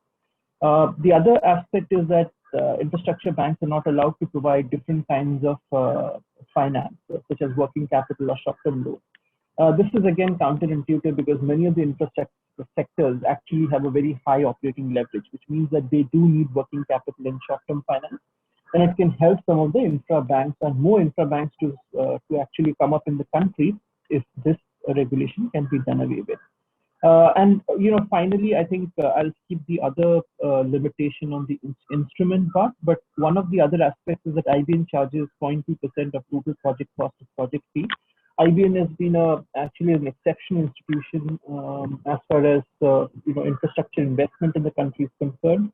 However, we feel that 0.2% charges, especially in case of large projects, can be slightly steep, and hence it could be more conducive to either have a flat fee or maybe have a ceiling to this limit.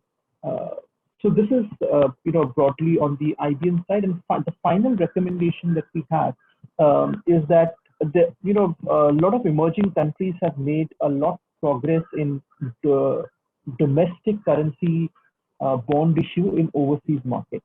However, with there is no such regulation which is there in Nepal. So this is one of the avenues where a fresh regulation can be drafted, especially since we are very close to a sovereign rating getting issued. So this will actually help the domestic investors quite a bit, and it will also help foreign investors who are resident in other countries to invest in Nepali issues which are getting listed overseas. So with this, I would like to end my presentation, and happy to take up any questions at once all of these presentations are over. And thank you very much to NRN for this opportunity to come and present our findings. Thank you. Thank you very much. Thank you, Sandeep Kumar Mohanty. You had made very specific recommendations. I think they will be useful for further review. With that, I'd like to invite Mr. Eknath Khatiwada. After that, Dila Karel. But before that, can I check with Anilji? Are we doing okay with the time? Although I know we're a little bit exceeding, but we have a lot of time, I guess. Is it okay? हामीले अब 5 minute मात्रै time दिनु पर्ला जस्तो लाग्छ तीनटा स्पिकरलाई. Then we have to go for this panel discussion मा जानुपर्ने भएको हुनाले we need to limit the time by 5 minutes only. Okay, can you? I think we all heard that. I hope we can do a little bit shorter presentation, less background, more on your recommendations and views probably would be useful. So that's from the Secretariat. Thank you very much for that. So we keep that in mind, that you just don't have to keep a lot of background, because a lot of intellectual people who already know the World Bank report, ADB report, other reports, but say your specific views would be very, very useful. Exactly. So thank you, Bindu sir. And मलाई सुनिराख्नु भएको छ? हजुर सुनिरहेको छु, very nice and clear. Thank you. मैले चाहिँ sorry to disturb sir. त्यो presentation mode मा लाग्दैन राम्रो हुन्छ. ए ल मेरो इन्टरनेटले साथ देला. ठीक छ. मैले सबै प्रोटोकल अब्जर्भ गरी यहाँहरुलाई नमस्ते गर्ने टाइम सेभ गर्नको लागि. र मेरो प्रेजेन्टेसन छोट्याउनु पर्यो. अब मैले चाहिँ अलिकति यो डायस्पोरा कम्युनिटीको रोल के हुन सक्छ, के एक्जाम्पलहरु मैले यहाँ राखेको थिएँ, र एडेड एडभान्टेज मोबिलाइजिङ डायस्पोरा कम्युनिटीको के हुन सक्छ नेपालको इकोनोमिक डेभलपमेन्टमा, र अनि यो बेर्नगेन सेन्टर र रिटर्न इनिसिएटिभ, र त्यसैगरी NRN ले एउटा इन्भिजन गरेको छ यो ग्लोबल फाउन्डेसन, र त्यसले नेपालको इकोनोमी र ओभरअल डेभलपमेन्टमा कसरी कन्ट्रिब्युट गर्न सक्छ भनेर मैले शेयर गर्न चाहेको थिएँ. र मैले अघि बिन्दु सरले भन्नुभयो, मैले यो सबै रिपोर्टहरु डेटाहरु मैले केही पनि भनिन, र कस्तो खालको इम्प्याक्ट परिरहेको छ, हाम्रो कुन सेक्टरमा चाहिँ अहिलेको पेन्डेमिकले इम्प्याक्ट पाइरहेको छ, र हाम्रो इन्फर्मल इकोनोमी कसरी कुन उसमा गइरहेको छ, र हाम्रो जीडीपी 30% जीडीपी कन्ट्रिब्युटर हाम्रो माइग्रेन्ट वर्करहरु कसरी सफर भइराख्नु भएको छ, यो सबैलाई जानकारी छँदैछ, र उहाँहरु चाहिँ हेभिली इम्प्याक्टेड हुनुहुन्छ. अहिले हामीले सोच्नुपर्ने बेला आएको छ नेपाल गभर्नमेन्टले, NRN ले. मैले यसमा धेरै जान चाहिन, र मैले यसो अनुभव यो 20 वर्ष बाहिर हिँडेर यो डायस्पोरा कम्युनिटी र अरु विभिन्न इन्टरनेशनल डायस्पोरा नेटवर्कसँग इन्टरेक्सन गर्दाखेरि डायस्पोरा कम्युनिटी चाहिँ नेपालमा चाहिँ कस्तो खालको चाहिँ रोल प्ले गर्न सक्छ. हामीले चाहिँ जस्तै इन्भेस्टमेन्ट, नलेज, स्किल्स र ट्रेड फेसिलिटेसन अलरेडी यहाँ कभर गरिसक्नु भयो, र तर त्यो गर्नको लागि चाहिँ हामीलाई मेकानिजम चाहिँ सुड बी राम्रो मेकानिजम बनाउनु पर्यो. त्यसैले हामीले यहाँ बसेका हुँला आज, र त्यस्तो खालको रिकमेन्डेसन ल्याउनु पर्यो, र हामीले पोलिसी रिकमेन्डेसनहरु हामीले रिकमेन्ड गर्नु पर्यो गभर्नमेन्टलाई. र नलेज एन्ड स्किल्स चाहिँ भेरी इम्पोर्टेन्ट टुल्स हुन सक्छ नेपालको लागि सर्ट टर्म र लङ टर्म चाहिँ सेक्टरमा, स्ट्रेटेजी सेक्टरमा. र त्यसै गरी ट्रेड फेसिलिटेसनमा डायस्पोरा कमिटी हामीले बाहिर अनुभव हेर्दाखेरि चाहिँ डायस्पोरा कमिटी देमसेल्फ इम्पोर्टर हुनसक्छ, डिस्ट्रिब्युटर हुनसक्छ, को इन्भेस्टर हुनसक्छ र नेपालको प्रोडक्टलाई प्रमोट गर्न सक्छ। एकदम स्ट्राटेजिक प्लेसमा उहाँहरू हुनुहुन्छ र ग्लोबल मार्केटलाई चाहिँ नेपाली डायस्पोरा प्रोडक्ट पुर्याउन सक्छ डायस्पोरा कमिटी। यति धेरै 80वटा देश हामी डायस्पोरा कमिटी छरेर बसेका छौँ। यो चाहिँ इज अ ह्युज अपर्च्युनिटी हो नेपाल गभर्मेन्टको लागि पनि, हामी सबैको लागि। र अहिले चाहिँ डायस्पोरा कमिटी रिकग्नाइज गरेर गभर्मेन्टले ड्युअल सिटिजन ल्याउन खोजेको छ, जुन यो एप्रुभ भयो भनेदेखि डायस्पोरा कम्युनिटीले नेपालको धेरै सेक्टरमा चाहिँ कन्ट्रिब्युट गर्न सक्छ र यसले चाहिँ क्रिटिकल रोल क्रुसियल इन्टरलिङ्केज रोलहरू चाहिँ प्ले गर्न सक्छ। हामीले एफडिआईको कुरा गर्छौँ र यसमा चाहिँ हाम्रो डायस्पोरा कमिटीले सहयोग गर्न सक्छ।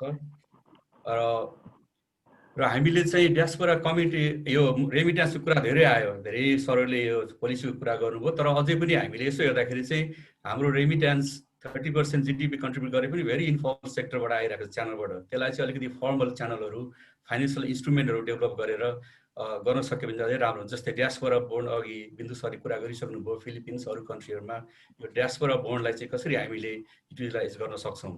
र त्यसै गरी अब यो रेमिट्यान्स आउँछ, हाम्रो सबै अनप्रोडक्टिभ सेक्टरमा गइरहेको छ र त्यसलाई हामीले अलि प्रोडक्टिभ सेक्टरमा कसरी लाउन सकिन्छ र पोलिसी मेजर्सहरू कसरी बनाउने र ताकि हामी आफ्नै कन्ट्रीमा चाहिँ जब क्रिएट गर्न सकौँ भन्ने कुरा मैले यहाँ राख्न चाहेँ। र अहिले भर्खरै गभर्मेन्टले चाहिँ ब्रेन गेन सेन्टरको इस्टाब्लिस गरेको छ। The brain gain centre establish गरेर मात्रै हुँदैन, यसले चाहिँ एउटा फेसिलिटेट गर्नु पर्यो। एनआरएनको यत्रो नेटवर्क छ, डायस्पोरा कमिटी छ, त्यसलाई चाहिँ कसरी कोलाबोरेटिभ स्पेसहरू दिने र त्यस अहिले जस्तै एक्जाम्पल जस्तै नेपाली डायस्पोराहरू ग्लोबली कसरी अर्गनाइज हुनुभयो, उहाँले आफ्नै जहाँ बस्नु भएको छ उहाँको कमिटीलाई सहयोग गर्नुभयो, त्यसै गरी नेपालको कमिटीलाई पनि सहयोग गर्नु। त्यस गुड एक्जाम्पल। हामीले त्यस्तो एक्जाम्पललाई प्रमोट गर्नु पर्यो, त्यसलाई रिकग्नाइज गर्नु पर्यो र नेपाली डायस्पोराहरूले विभिन्न सेक्टरमा गरेको कामहरूलाई कन्सल्टेट गर्नु पर्यो, एप्रिसिएट गर्नु पर्यो।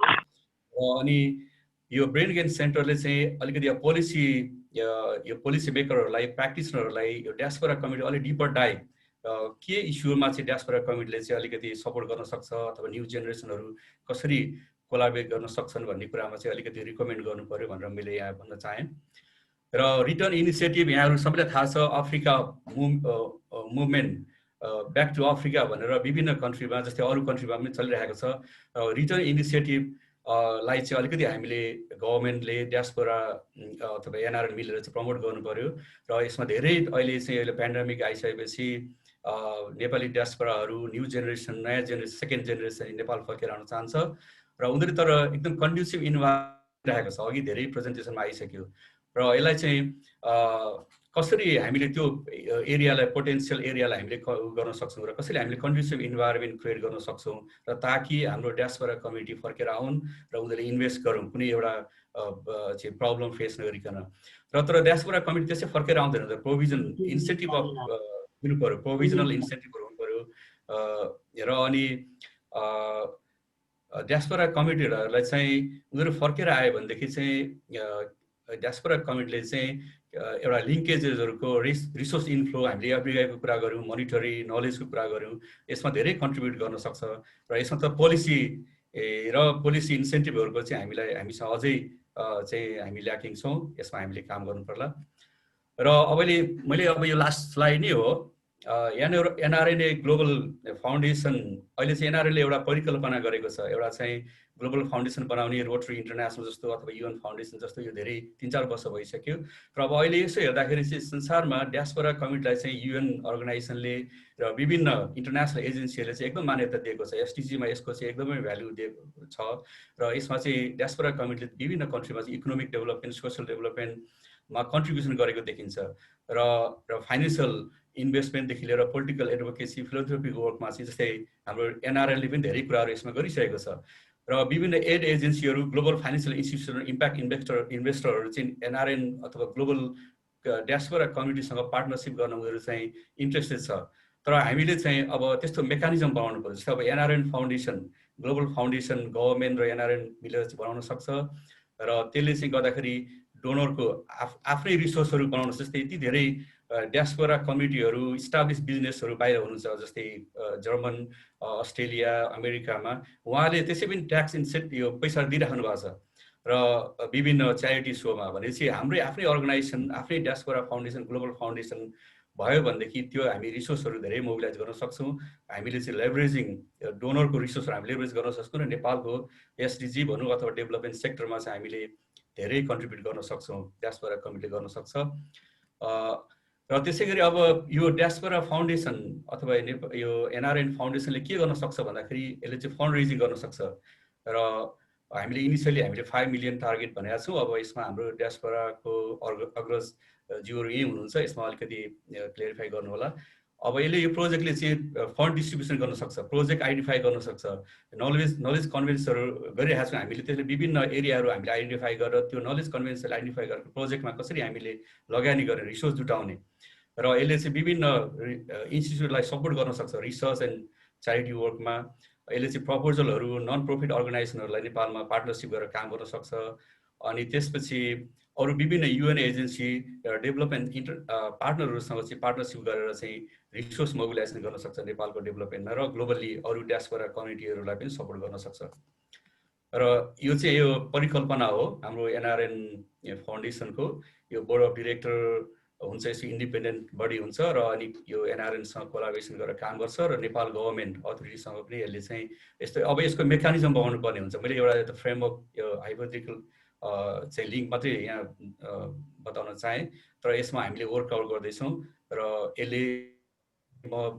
विश्वास गर्छु कि यो चाहिँ डायस्पोरा फाउन्डेसनले नेपालको इकोनोमिक डेभलपमेन्टमा र विभिन्न फिलोथ्रोपिक अरू च्यारिटी वर्कमा चाहिँ सहयोग गर्न सक्छ तर अब यसको इन्डिपेन्डेन्सी र यसको कसरी कस्तो खालको मेकानिजम बनाउने हामीले सोच्नुपर्ने हुन्छ यो चाहिँ नेपाल गभर्मेन्ट र एनआरएनले हाम्रो एक्जिक्युटिभ साथीहरूलाई मैले रिक्वेस्ट गरेँ यसको चाहिँ फ्रेमवर्कको बारेमा क्ल्यारिटी गर्नको लागि मैले धेरै अपर्च्युनिटी देखाएको छु र यति भन्दै मैले चाहिँ म बिदा हुनुभन्दा अगाडि चाहिँ मैले एउटा सानो हामी बाहिर 20 वर्ष बाहिर भयो काम गरेको र बाहिरको कन्ट्रीमा चाहिँ पोलिसी इम्प्लिमेन्टेसन बनाउँछन् इम्प्लिमेन्टेसन हुँदो चाहिँ भएको देखिन्छ नेपालको यो सुन्दाखेरि जस्तै क्यापिटल मार्केटको कुरा सुने मैले इन्भेस्टमेन्ट बोर्डको कुरा सुने अरू पोलिसी लेभलको कुरा सुने हामी सुन्दाखेरि एकदम रोजी पिक्चर देखिन्छ सबै कुरा छ नेपालमा भन्ने हुन्छ तर हामीले यसो फर्केर हेर्दाखेरि त्यो पोलिसी इम्प्लिमेन्टेसनहरू चाहिँ त्यति भएको देखिँदैन र कसरी हामी पोलिसी इम्प्लिमेन्टेसनमा चाहिँ जाने र मेटेरियलाइज गर्ने यो भएको हाम्रो मेकानिजमहरूलाई भन्ने चाहिँ मैले एउटा गभर्मेन्टको यो मेकानिजम हाम्रो यहाँ चाहिँ विभिन्न निकायबाट चाहिँ सरहरू हुनुहुन्छ र यसमा अलिकति यो हाम्रो डिस्कसनमा आओस् भन्दै म बिदा हुन्छु थ्याङ्क यू धन्यवाद Thank you very much, Jagannathji. It was very good. This could be a model, direct to the point, no unnecessary background. Let's all follow that. I think thank you very much for really a very informative presentation. Now I'd like to invite Dila Kharel, followed by Pramila Shrestha.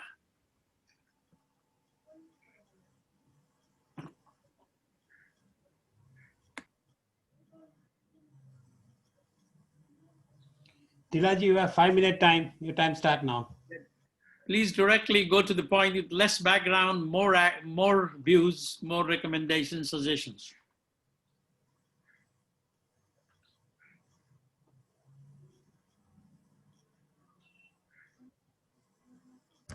Dilaji, I think you are mute.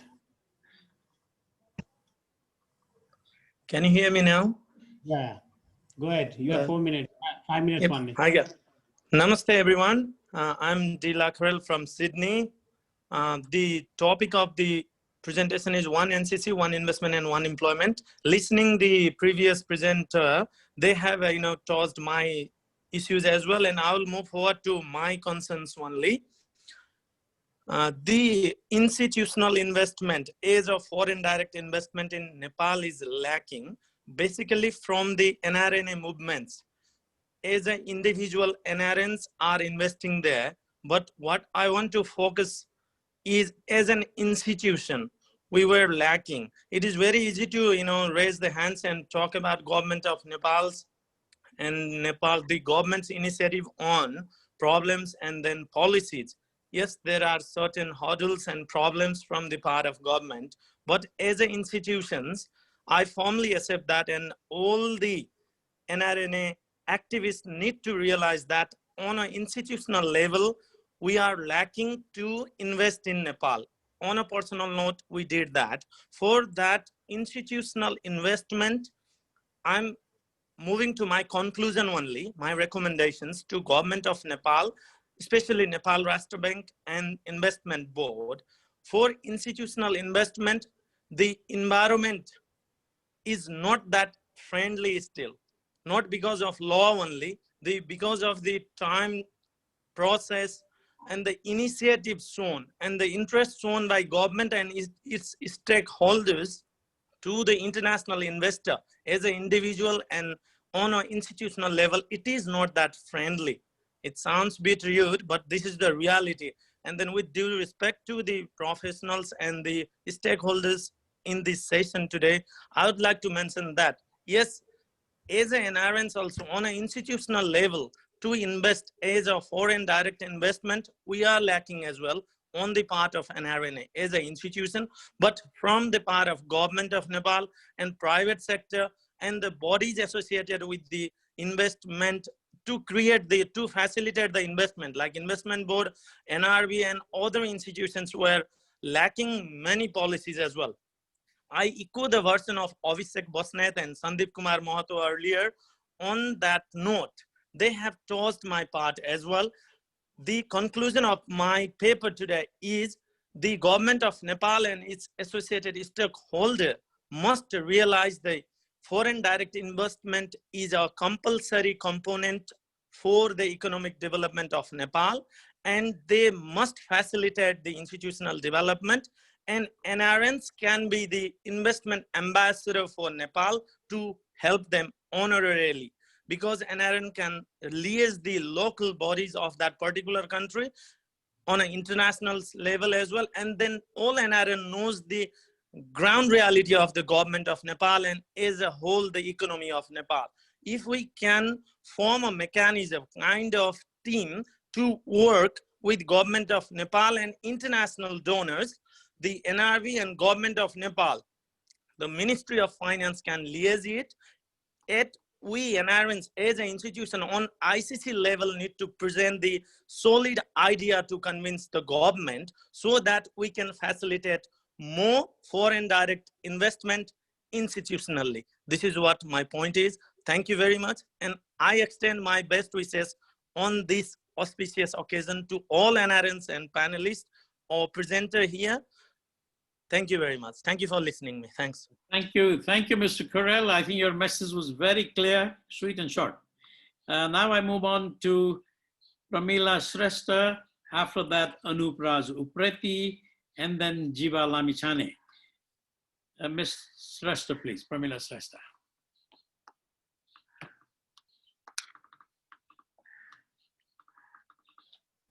Your 5-minute time, your time start now. Okay.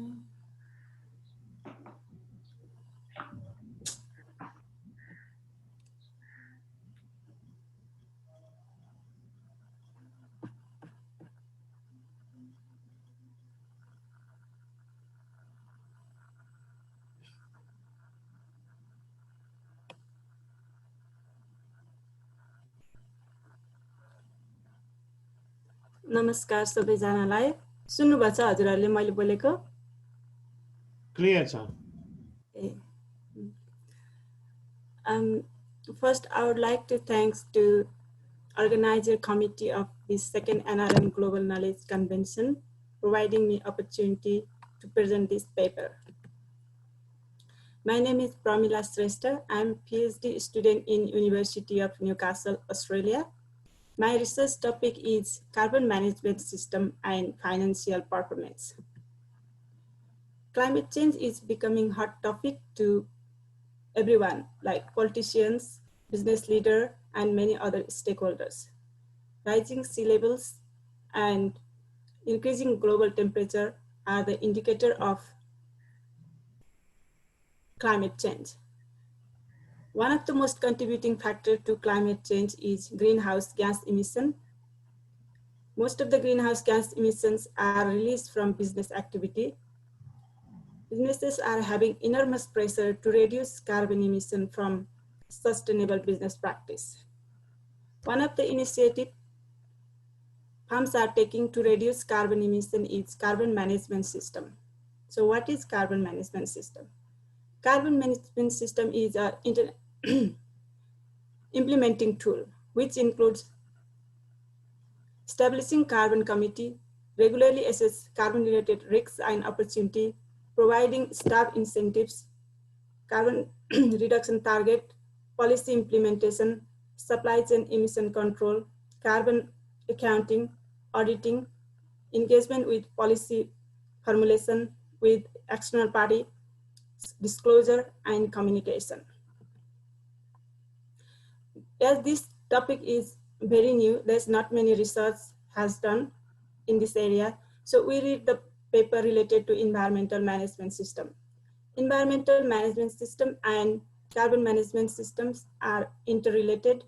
Environmental management system is broad, generic, and it has a multidimensional construct, manage general environment such as water pollution, hazardous waste. But carbon management system is very specific, which is designed to reduce carbon emission, because carbon emission has long-term and irreversible environmental impact. There are two competing views related to investment in environmental management system. Friedman says investment in environmental management takes valuable resources away from organization and reduce shareholders' wealth. The another view is by Porter. Porter says investment in environmental management brings win-win situation in organization, reduce environmental impact at the same time, increase business performance.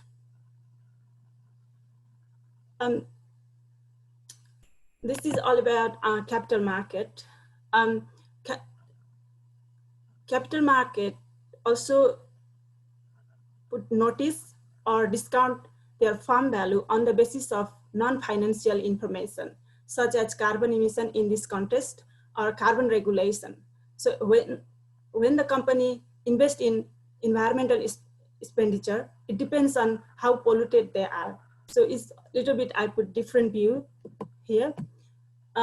In this, our research, I said we because of my supervisors, institutional theory and resource-based view theory. According to resource-based view theory, carbon management system is internal resource and capabilities, which provide competitive advantage in marketplace. So our hypothesis is qualitative carbon management system is positively associated with economic performance. To analyze this research hypothesis, we use the data from Carbon Disclosure Project, and all the financial data are downloaded from data stream. Research period is 2010 to 2017. Our research was done in multinational company. 1 minute time. Okay, so which are S&P 500, FTSE 360, and S&P Australian Stock Exchange 100. So I will skip this how I calculate the result. I use ordinary least square method to analyze the data. So we find positive relationship. All the results not included in this convention because the paper is under the review of DIJA. The contribution. This research provides valuable contribution to growing literature in carbon accounting, and also important to regulator, investor, and standard setters. How can we apply this research, which is done in multinational company in the Nepalese context? We can take some consideration, like some variables. For example, Nepal has a different institutional setting than a developed country.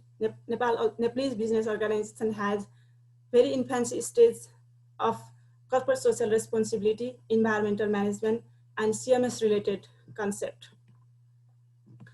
Here are some international carbon related regulation. I just put it here. European Union has emission trading scheme, which is carbon regulation. Australia also started Greenhouse Gas Emission Reporting Act from 2007. I put Kyoto Protocol as well. This is from United Nations. This is international treaty. So this is, everybody knows that this situation is COVID affected. All the businesses are slowing down, business activity is slowing down definitely. and some of them are forcefully shut down.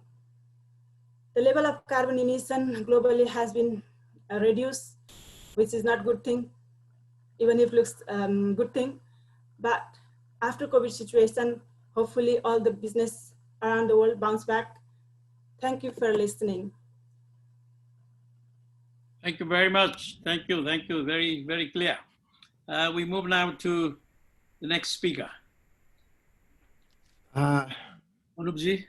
Yes, thank you. Let me just get to the point. I had prepared a presentation, but I think it's better that I speak based on whatever topics that we've discussed today. Am I audible? Very clear. Yes, thank you.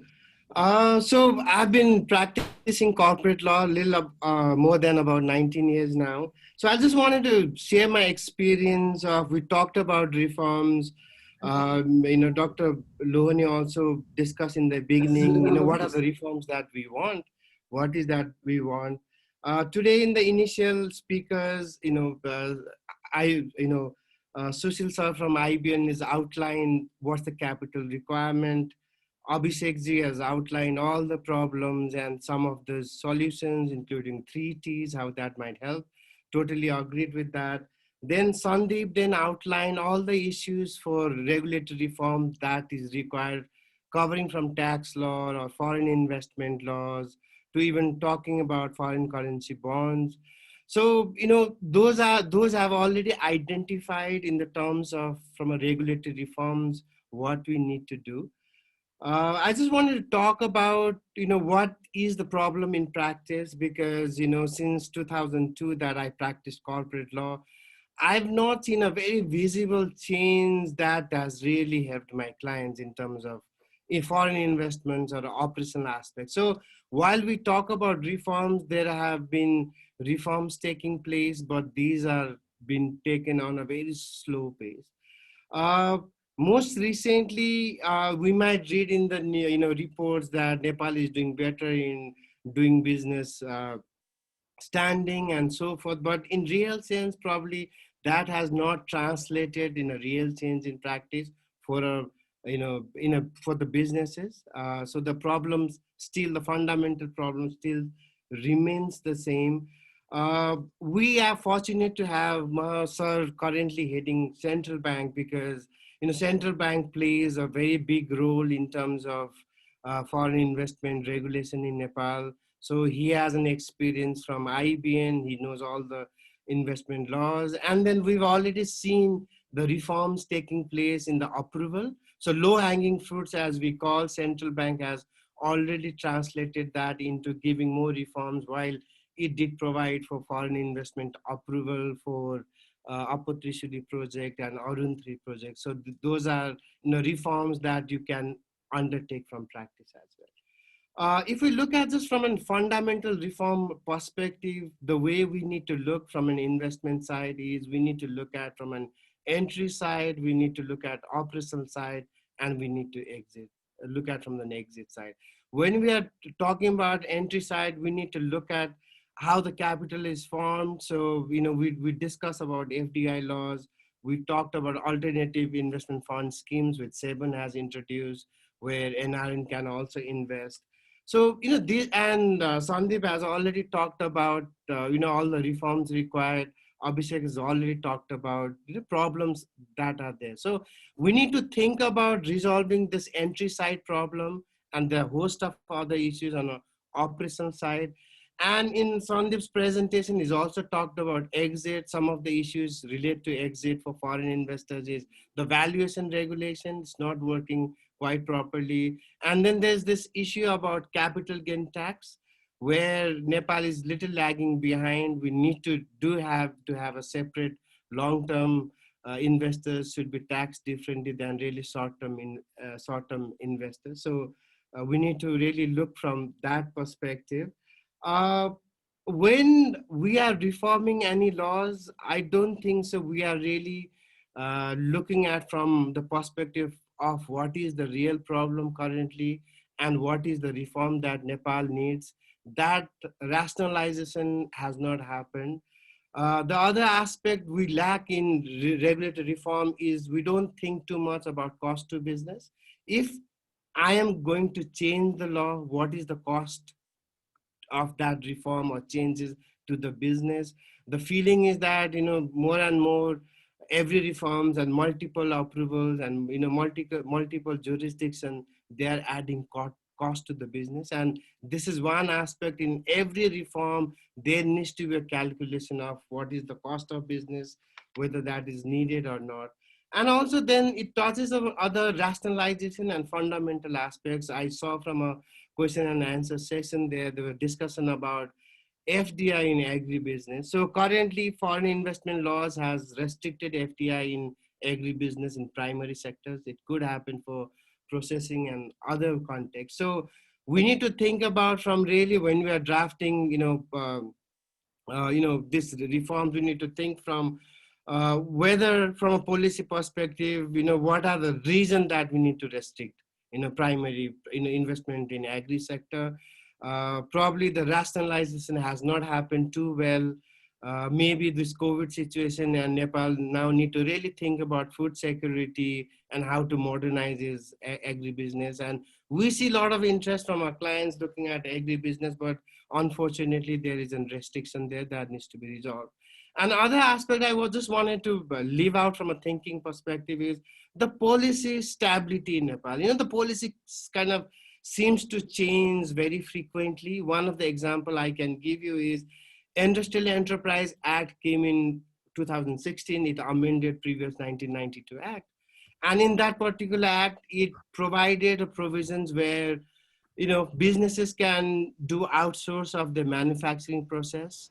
And that was consistent with practice. Many companies were doing outsourcing because that gave them option to, do the production manufacturing without, again, investing too much capital themselves. But then ultimately it was creating environment. Even if outsourced company was doing it, was doing investment, it was creating investment as well.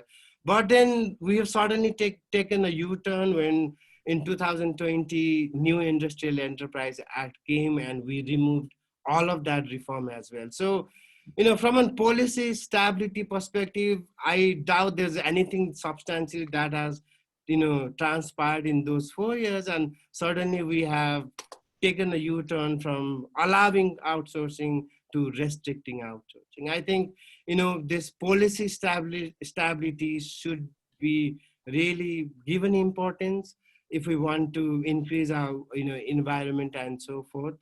I think I'll stop there, just trying to keep it short and to the point, but if there are any issues, I could definitely respond in the question and answer session. Thank you very much. You did wonderful. Thank you very much. Very, very clear message.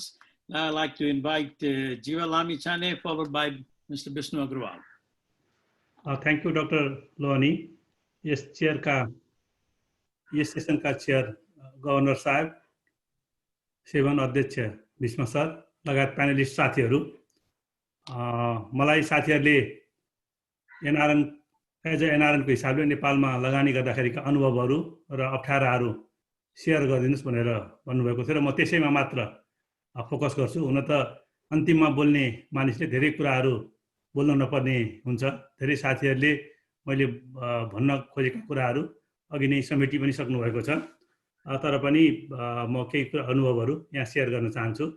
हामी रसियामा business गरेर बसेका थियौँ। सोभियत सङ्घको collapse पछि 1991 मा त्यही नै सोभियत ग्रेजुएट केही साथीहरू मिलेर एउटा ग्रुप बनाएर हामीले त्यहाँ ट्रेडिङ गरेका थियौँ र त्यहाँको बिजनेस केही डाइभर्सिफाई गर्नु पर्यो भन्ने सोचेपछि सबभन्दा पहिला हामीले नेपालमा नै लगानी केही गर्नु पर्यो प्यारालली भनेर नेपालतिर पनि सुरु गर्यौं र सबभन्दा पहिलो प्रोजेक्टको रूपमा चाहिँ नि सिन्धुपाल्चोकको सुनकोशीमा हामीले एउटा 2.5 मेगावाटको हाइड्रो पावर प्रोजेक्ट चाहिँ सुरु गरेको थियो सानिमा ग्रुपले।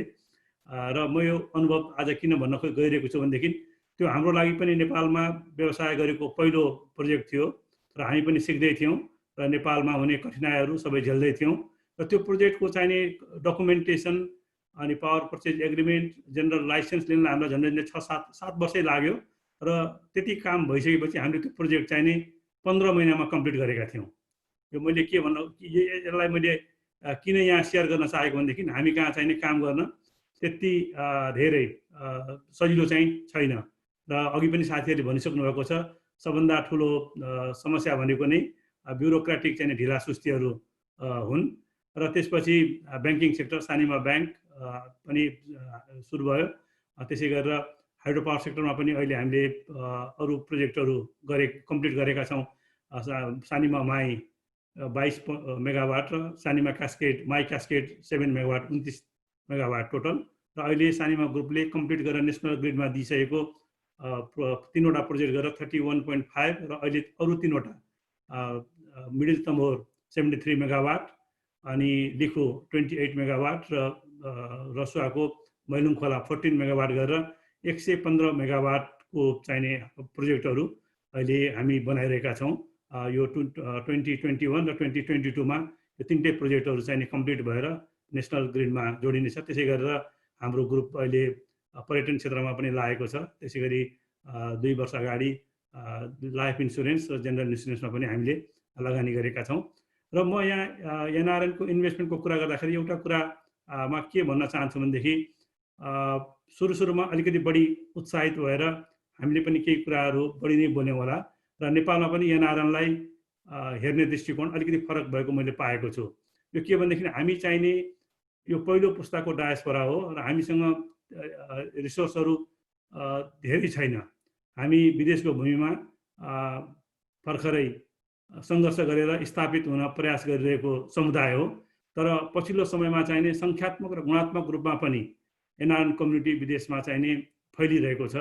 हामी धेरै ठुलो सङ्ख्यामा छौँ र गैर आवासीय नेपाली सङ्घको स्थापना भएपछि विश्वभरि छरिरहेका नेपालीहरूलाई एउटै नेटवर्कमा ल्याएर नेपालको ओभरअल डेभलपमेन्टमा हामी पनि सरिक हुने र च्यारिटीका योजनाहरू अथवा हाम्रा आफ्ना इस्युहरूलाई पनि कसरी सम्बन्धित निकायसम्म चाहिँ स्ट्रङ भोइस बनाएर लैजान सकिन्छ भनेर यो अभियान सुरु भएको थियो र आज गैर आवासीय नेपाली सङ्घ विश्वमा 82वटा देशमा हामी राष्ट्रिय समन्वय परिषद गठन गरिसकेका छौँ र एउटै अम्ब्रेलाभित्र यति धेरै विभिन्न जात समुदाय क्षेत्रमा बस्ने नेपालीहरूलाई समेट्न हामी सफल भएका छौँ र विश्वको कुनै पनि डायस्पोरा हेर्नुभयो भने यस्तै नेचरको चाहिने सङ्गठन मैले चाहिँ कमसेकम पाएको छैन। र म यसमा के भन्न चाहन्छु भनेदेखि अघि मैले भने हामी धेरै ठुलो सङ्ख्यामा छौँ तर रिसोर्सहरू चाहिँ हामीसँग लिमिटेड छ र यही रिसोर्सहरूलाई चाहिँ नि सामूहिक रूपमा केही व्यक्तिहरूले छुट्टै छुट्टै लगानी गरेको छ, केही सानो सानो समुदाय मिलाएर पनि नेपालमा लगानी गरेको छ। तर ठुलो समुदाय मिलाएर चाहिँ नि लगानी गर्न सम्भव होला कि नहोला भनेर गैर आवासीय नेपाली सङ्घमा म 2011 देखि 13 मा नेतृत्वमा थिएँ। म गैर आवासीय नेपाली सङ्घको अध्यक्ष हुँदाखेरि एउटा टेस्ट प्रोजेक्ट सुरु गर्नु पर्यो भनेर संसारभरि छरिरहेका साथीहरूलाई हामीले छोटो समयमा आह्वान गरेका थियौँ र त्यो छोटो समयमा आह्वान गर्दाखेरि पनि धेरै साथीहरू एकदमै उत्साहित भएर एउटा कम्पनी स्थापना गरेको थियौँ। NRN infrastructure and development company limited नेपालको कम्पनी एक्ट अनुसार र त्यो छोटो समयमा नै झन्डै 900 जना जति साथीहरूले उत्साहित भएर 1 करोडको पुँजी जम्मा भएको थियो र थ्याङ्क्स टु 7 त्यो कम्पनी हालै मात्र 2 महिना अगाडि नेपालमा चाहिने लिस्टिङ पनि भएको छ। नेपालमा लगानीको कुरा गर्दाखेरि त्यो 1 करोड रुपियाँ धेरै ठुलो उठायौँ भनेर मैले यहाँ भन्न खोजेको होइन, तर त्यो एउटा टेस्ट प्रोजेक्ट थियो र त्यो सफल भएको मैले अनुभव गरेँ। किनभनेदेखि नेपालीहरू सामूहिक रूपमा पनि नेपालमा केही गर्नुपर्छ भन्ने जुन भावना छ एक्लै गर्नलाई सम्भव नहुने थोरै पुँजीको हिसाबले र सबै मिलेर गऱ्यो भनेदेखि एउटा ठिकै साइजको पुँजी जम्मा हुन सक्दो रहेछ भन्ने कुरा चाहिँ नि त्यो अनुभवले चाहिँ नि मलाई बतायो। र अहिले पनि जुन अहिलेको कार्यसमितिका साथीहरू हुन्छ त्यही एउटा प्रोजेक्ट एउटा सफल भएको थियो र यसलाई अगाडि बढाउनुपर्छ भनेर अहिले त्यसैको एउटा बृहत स्वरूपमा $100 मिलियन अथवा झन्डै 10 अरब जति नेपाली रुपियाँको कामलाई अगाडि बढाउनु भएको छ र यसमा नेपालमा बसेर अनल भट्टराईजी लगायतको टिमले नेपाल यो अहिले दोस्रो जुन प्रोजेक्टको रूपमा चाहिने इन्भेस्टमेन्ट फन्डको रूपमा जुन अवधारणा आइरहेको छ त्यसमा नेपाल सरकार पनि संलग्न हुने र गैर आवासीय नेपाली समुदाय र त्यसमा नेपालको इन्भेस्टमेन्ट गर्न चाहने यो बिजनेस कम्युनिटीलाई पनि इन्भल्भ गरेर अलिकति ठुलो साइजको कोष बनाउने अवधारणा आएको छ। र मैले यहाँ धेरै कुराहरू आइसकेको छ। नेपालमा लगानी गर्दाखेरिको अनुभव भन्दाखेरि च्यालेन्जहरू पनि अवश्य छन्, त्यति सजिलो छैन। र मुख्य गरेर चाहिने भएको च्यालेन्जहरू भनेको हामीले जब जुन बेलामा सुरु गऱ्यौँ त्यति बेला नेपालमा द्वन्द्व काल थियो र एकदम नियमित रूपमा नै बन्द हडतालहरू भइरहन्थे। र अर्को मैले यहाँ उल्लेख गर्नै पर्ने कुरा के छ भनेदेखि लगानी गर्दाखेरि र पछिल्लो समयमा नेपालमा जुन लोकल कम्युनिटीबाट चाहिने असहयोग हुन्छ। तपाईँ कुनै प्रोजेक्ट लिएर चाहिने साइटतिर जानुभयो भनेदेखि त्यो प्रोजेक्टबाट तुरुन्तै फाइदा लिने जुनसुकै कम्पनीले पनि कर्पोरेट सोसियल रेस्पोन्सिबिलिटी अन्तर्गत त्यहाँ बाटो पुल स्कुलहरू बनाउने अस्पतालहरूमा सहयोग गरेकै हुन्छ। तर त्यतिले मात्र चित्त नबुझेर कुनै प्रोजेक्ट आएको छ भनेदेखि करोडौँ अरबौँको प्रोजेक्टहरू ल्याएको छ भनेदेखि तपाईँले यति हिस्सा हामीलाई दिनै पर्छ भनेर चाहिँ एउटा बाध्यात्मक अवस्था सिर्जना गर्ने, त्यो असाध्यै डिसएपोइन्टिङ अनुभव हो मेरो लागि, हाम्रो लागि। र यो पछिल्लो समयमा त झन् अझ बढी घट्नुको सट्टा बढ्दै गइरहेको पनि हामीले देखेका छौँ। र नेपालमा हामीले भन्छौँ हाइड्रो पावर सेक्टर चाहिँ एकदम पोटेन्सियल भएको क्षेत्र हो। अहिले पनि वर्ल्डको एभरेज इलेक्ट्रिसिटी कन्जम्सन झन्डै 3000 किलोवाट आवर छ, तर हामी चाहिँ नि अहिले जम्मा 200 प्लसमा मात्रै छौँ। भनेपछि हामीलाई चाहिँ अझै धेरै लङ वे टु गो। र हाइड्रो पावर सेक्टर चाहिँ एउटा एकदमै पोटेन्सियल क्षेत्र हो, तर हाइड्रो पावर सेक्टरमा काम गर्दाखेरिका अनुभवहरू पनि यस्तै सुखद अनुभवहरू छैनन्, धेरै नै अप्ठ्यारो छ। र म यो अनुभवको बारेमा यति भनिसकेपछि आज यहाँ गभर्नर साहब हुनुहुन्छ, सेवनको अध्यक्ष पनि हुनुहुन्छ, र म केही चिजहरू, हुन त यी कुराहरू अघि अभिषेकजीले र अरू पनि साथीहरूले भनिसक्नु भएको छ, म केही चिजहरू चाहिँ अलिकति फोकस गरेर 2-3टा पोइन्टहरूमा चाहिँ नि म फोकस नै गर्न चाहन्छु। त्यो के हो भनेदेखि नेपालले अहिले जम्मा 11वटा 10वटा थियो लास्ट इयर चाहिँ नि बङ्गलादेशसँग डबल ट्याक्स अभोइडेन्स एग्रिमेन्ट गर्यो, र 10वटा मात्रै 11वटा मात्रै कन्ट्रीसँग चाहिँ नि डबल ट्याक्स अभोइडेन्स एग्रिमेन्ट भएको छ। र यसमा चाहिँ नि यो धेरै देशहरूसँग हामीले यो गर्नु जरुरी छ। यो किनभनेदेखि हाम्रो छिमेकी देशहरूले पनि यो गरेका छन्, र बिपा त्यसै गरी बिपा पनि हुनु जरुरी छ। र अहिले जुन पछिल्लो समयमा चाहिँ नि अमेरिका र चीनसँग जुन एउटा ट्रेड डिस्प्युटहरू सुरु भएको छ, त्यसको फाइदा लिनको लागि पनि हामीले चाहिँ यो एग्रिमेन्ट गर्ने हो भने यो डिटिए भनेको हामीले चाहेर मात्रै पनि हुँदैन, उतापट्टिको चाहिँ नि अर्को कन्ट्रीले पनि त्यत्तिकै इच्छा देखाउनु पर्ने हुन्छ। तर र यो एउटा एकदम लङ टर्म प्रोसेस भएको हुनाले गर्दाखेरि म मेरो चाहिँ नि सजेसन के छ भन्नुहुन्छ भने कमसेकम जहाँ नेपालीहरू ठुलो सङ्ख्यामा छन्, जुन कन्ट्रीहरूबाट चाहिँ लगानी आउने सम्भावना नेपालीको प्लस चाहिँ नि अरू पनि विदेशी लगानीहरू आउने सम्भावनाहरू रहेको देशहरू छ, ती कन्ट्रीहरूसँग चाहिँ नि कमसेकम डिटिएको प्रोसेस चाहिँ नि सुरु गरिहाल्नुपर्छ। र ती कन्ट्रीहरू नै दिनु पर्दाखेरि अमेरिका भइ नै हाल्यो, जहाँ नेपालीहरू धेरै ठुलो सङ्ख्यामा छन्, क्यानाडा, अस्ट्रेलिया, अनि युरोपियन युनियनका केही देशहरू जस्तो नेदरल्यान्ड, लक्जमबर्ग भन्ने हो भनेदेखि नेदरल्यान्ड, लक्जमबर्ग अनि यो युके लगायत देशहरू चाहिँ अमेरिकामा समेत सयौं बिलियनको इन्भेस्टमेन्ट गर्ने कन्ट्रीहरू हुन् त्यहाँ। र लक्जमबर्गसँग त अहिले चाहिने झन्डै ट्रिलियन्स डलरको चाहिने यो इन्भेस्टमेन्ट इन्डस्ट्री चाहिने त्यहाँ छ, उनीहरू संसारभरि लगानी गर्न छरिएका छन्। त्यसै गरेर एसियामा सिङ्गापुर लगायतका केही देशहरूसँग चाहिने यो डिटिए र बिपा चाहिने एकदम कम्पलसरी जस्तो लाग्छ। र अर्को एउटा मैले धेरै पहिलेदेखि नै नेपालको ब्युरोक्राटहरू पोलिटिकल सम्बन्धित मन्त्रालयसँग पनि कुरा गर्दाखेरि सधैँ धेरै पहिलेदेखि सुनेको के हो भनेदेखि नेपालमा एकलद्वार प्रणाली चाहिने हामी अब सुरु गर्छौँ भनेर चाहिने मैले सुनिरहेको थिएँ। र मैले पाएको जानकारी अनुसार यो लास्ट इयरदेखि चाहिने यसमा प्रोसेस पनि सुरु भइसकेको छ, तर पनि यो इम्प्लिमेन्टेसन गर्ने फेजमा चाहिँ पुगिसकेको जस्तो मलाई लाग्दैन। यो चाहिँ किन जरुरी छ भनेदेखि यसमा केही छुट दिने पनि होइन, खालि बिजनेस गर्न चाहने कम्युनिटीको लागि चाहिने अलिकति सहज होस्, जुन मैले अघि भने त्यही चाहिने कुराहरूलाई चाहिँ अलिकति राष्ट्र ब्याङ्क धाउनु नपरोस्, यो उद्योग मन्त्रालय उद्योग विभागतिर धाउनु नपरोस्, यो इन्भाइरोन्मेन्टतिर चाहिँ पनि धाउनु नपरोस्। एउटा फाइल भयो भनेदेखि सर्टेन टाइम फ्रेममा कामहरू चाहिँ फटाफट भइरहन्। म केही समय अगाडि रुवान्डा गएको थिएँ, त्यस्तो द्वन्द्वले ग्रस्त कन्ट्रीमा पनि त्यहाँ चाहिने मलाई सुन्दाखेरि त अचम्मै लागेको थियो। त्यहाँ चाहिँ 1 हप्ताभित्रमा तपाईँले कुनै पनि बिजनेस एप्लाई गर्नुभयो भनेदेखि, हुन त डुइङ बिजनेस को लिस्टमा वर्ल्ड ब्याङ्कले बनाएको लिस्टमा धेरै अगाडि छैन, तर पनि हामीभन्दा त उनीहरू धेरै नै अगाडि छन्। त्यहाँ चाहिँ नि कुनै पनि कम्पनी तपाईँले एप्लाई गर्नु भने 1 हप्ताभित्रमा चाहिने कम्पनी इस्टाब्लिस गरेर ब्याङ्क एकाउन्टहरू खोलेर काम गर्न चाहिँ तपाईँले पाउनुहुन्छ। र यदि त्यसमा कहीँ ढिलाइ भयो भनेदेखि तपाईँले त्यसलाई गुनासो गर्ने निकाय पनि तोकिदिएको छ। र त्यसै गरी अर्को पूर्व सोभियत सङ्घको चाहिँ एउटा जर्जिया भन्ने गणराज्यमा पूर्व सोभियत रिपब्लिकहरूमा बढी करप्सन हुन्छ भनेर चाहिँ ट्रान्सपेरेन्सी इन्टरनेसनल लगायतले भनेको हो। तर आज त्यो चाहिने यो इज अफ डुइङ बिजनेसको चाहिने लिस्टमा हेर्नुभयो भनेदेखि 7औं लिस्टमा छ, 7औं नम्बरमा छ। र हामी चाहिने अहिले पनि अब अलिकति सुधार भए पनि 94 पोजिसन लास्ट इयरको चाहिने वर्ल्ड ब्याङ्कको रिपोर्ट हेर्ने हो भने 94 पोजिसन छ हाम्रो, हामी धेरै नै पछाडि छौँ।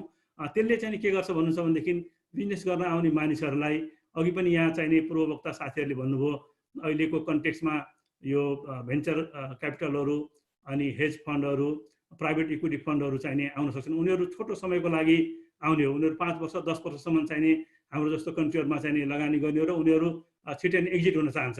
उनीहरू आउँदाखेरि पनि सहज हुनु पर्यो र एक्जिट गर्न चाह्यो भने पनि सहज वातावरण हुनु पर्यो।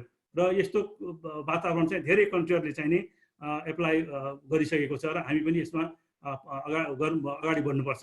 त्यस्तै गरेर अघि पूर्ववक्ता स्पिकरले भन्नुभएको थियो फिट्टा 2019 बनेको 1.5 वर्ष भइसकेको छ, तर त्यसको लागि एप्लिकेसनहरू त्यसको चाहिँ बाइलजहरू बन्नको लागि चाहिँ अझै पनि 1.5 वर्षसम्म पनि बनिसकेको छैन। र त्यसमा पनि के छ भन्नुहुन्छ भनेदेखि जस्तो थ्रेसहोल्डहरू राखेको छ। थ्रेसहोल्डहरू झन्डै मैले थाहा पाए अनुसार 5 करोड एफडिआईको लागि 5 करोडको चाहिँ थ्रेसहोल्ड राखेको छ। र हाम्रो जस्तो कन्ट्रीले मलाई के लाग्छ भनेदेखि त्यो धेरै घटाउनु उत्तम होला। र एनआरएन कम्युनिटीको लागि त मैले अघि पनि भने हामी धेरै ठुलो लगानी अहिले नै ल्याउन सक्ने र हैसियतमा पुगिसकेका छैनौँ। तर हामीले चाहिँ लगानी डाइभर्सिफाई गर्न चाह्यो भनेदेखि र त्यो पुँजी जम्मा हुने बित्तिकै सबभन्दा पहिला सोच्ने भनेको नै नेपाल हो, आफ्नो जन्मभूमि हो, कर्मभूमि हो। हुन त के भन्ने गरिन्छ भनेदेखि लगानीहरू भावनामा आएर गरिँदैन, तर यो डायस्पोराको हकमा चाहिँ त्यो के हो भनेदेखि टु सम एक्सटेन्ट त्यो भावना पनि हो। किनभने पहिलो त्यसमा पनि विशेष गरेर पहिलो पुस्ताको जुन डायस्पोरा छ त्यो डायस्पोराले लगानी डाइभर्सिफाई गर्नु पर्यो भने आफ्नो जन्मेको भूमिमा नै गर्छ। यो नेपाली डायस्पोराको मात्रै चाहिने होइन, तपाईँले चाइनिज डायस्पोरा पाकिस्तानको हेर्नुभयो भनेदेखि हाम्रो छिमेकी देश भारत बङ्गलादेश जहाँ पनि हेर्नु भने क्यारिबियन डायस्पोराहरू अफ्रिकन डायस्पोराहरूले पनि उनीहरूले विशेष गरेर पहिलो पुस्ताले उनीहरूले सोच्ने भनेको नि आफ्नो जन्मभूमि नै हो।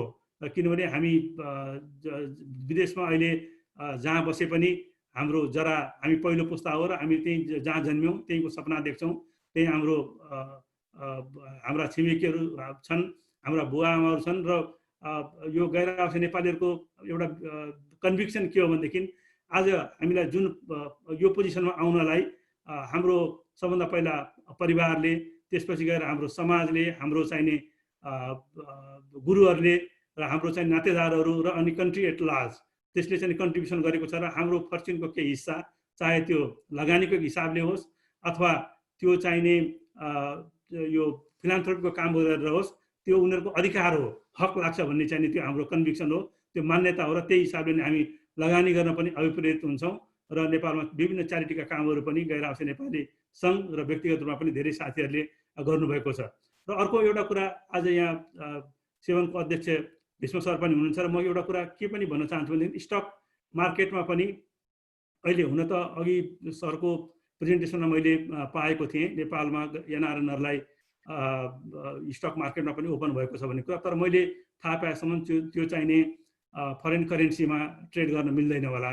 बरु चाहिने सुरुमा केही लिमिटेसनहरू राख्ने 5,000 10,000 चाहिने डलरसम्मको लिमिटेसन राखिदिने हो भनेदेखि चाहिने नेपालीहरू, मैले केही वर्ष अगाडि अमेरिकामा साथीहरूसँग एउटा प्रोग्राममा भाग लिएको थिएँ। त्यहाँ चाहिने के साथीहरूले भन्नुहुन्थ्यो भनेदेखि नेपालीहरूको सेभिङ मात्रै 5 बिलियन, त्यो केही वर्ष अगाडि 5 बिलियन डलर भएको एउटा अनुमानित तथ्याङ्क साथीहरूले मसँग सेयर गर्नुभएको थियो। र अहिलेको पुस्ता भनेको मनी मार्केटमा चाहिँ ट्रेड गर्न मन पराउँछ र हामीले पनि त्यो पुस्तालाई त्यसरी चाहिँ इच्छुक हुने समुदायलाई चाहिँ एउटा राष्ट्र ब्याङ्कको अनुमति नलिकन सानो एमाउन्टबाट सुरु गर्ने हो भनेदेखि चाहिने यसले राम्रो हुन्थ्यो होला जस्तो मलाई लाग्छ। पुँजी बजारमा चाहिँ धेरै पैसा हाम्रो जस्तो फरेन करेन्सीमा कन्सर्न भएको कन्ट्रीमा यसरी चाहिने फ्री ट्रेड गर्न दिने हो भने ठुलो पुँजी जाला भन्ने एउटा चिन्ता हुनसक्छ। तर मलाई के लाग्छ भनेदेखि पुँजी भनेको एउटा यस्तो चिज हो, केही पुँजी जाला केही पुँजी आउँछ पनि, र त्यसले मलाई के लाग्छ भने त्यसले आफ्नो ब्यालेन्स चाहिँ आफै मिलाउँछ जस्तो लाग्छ।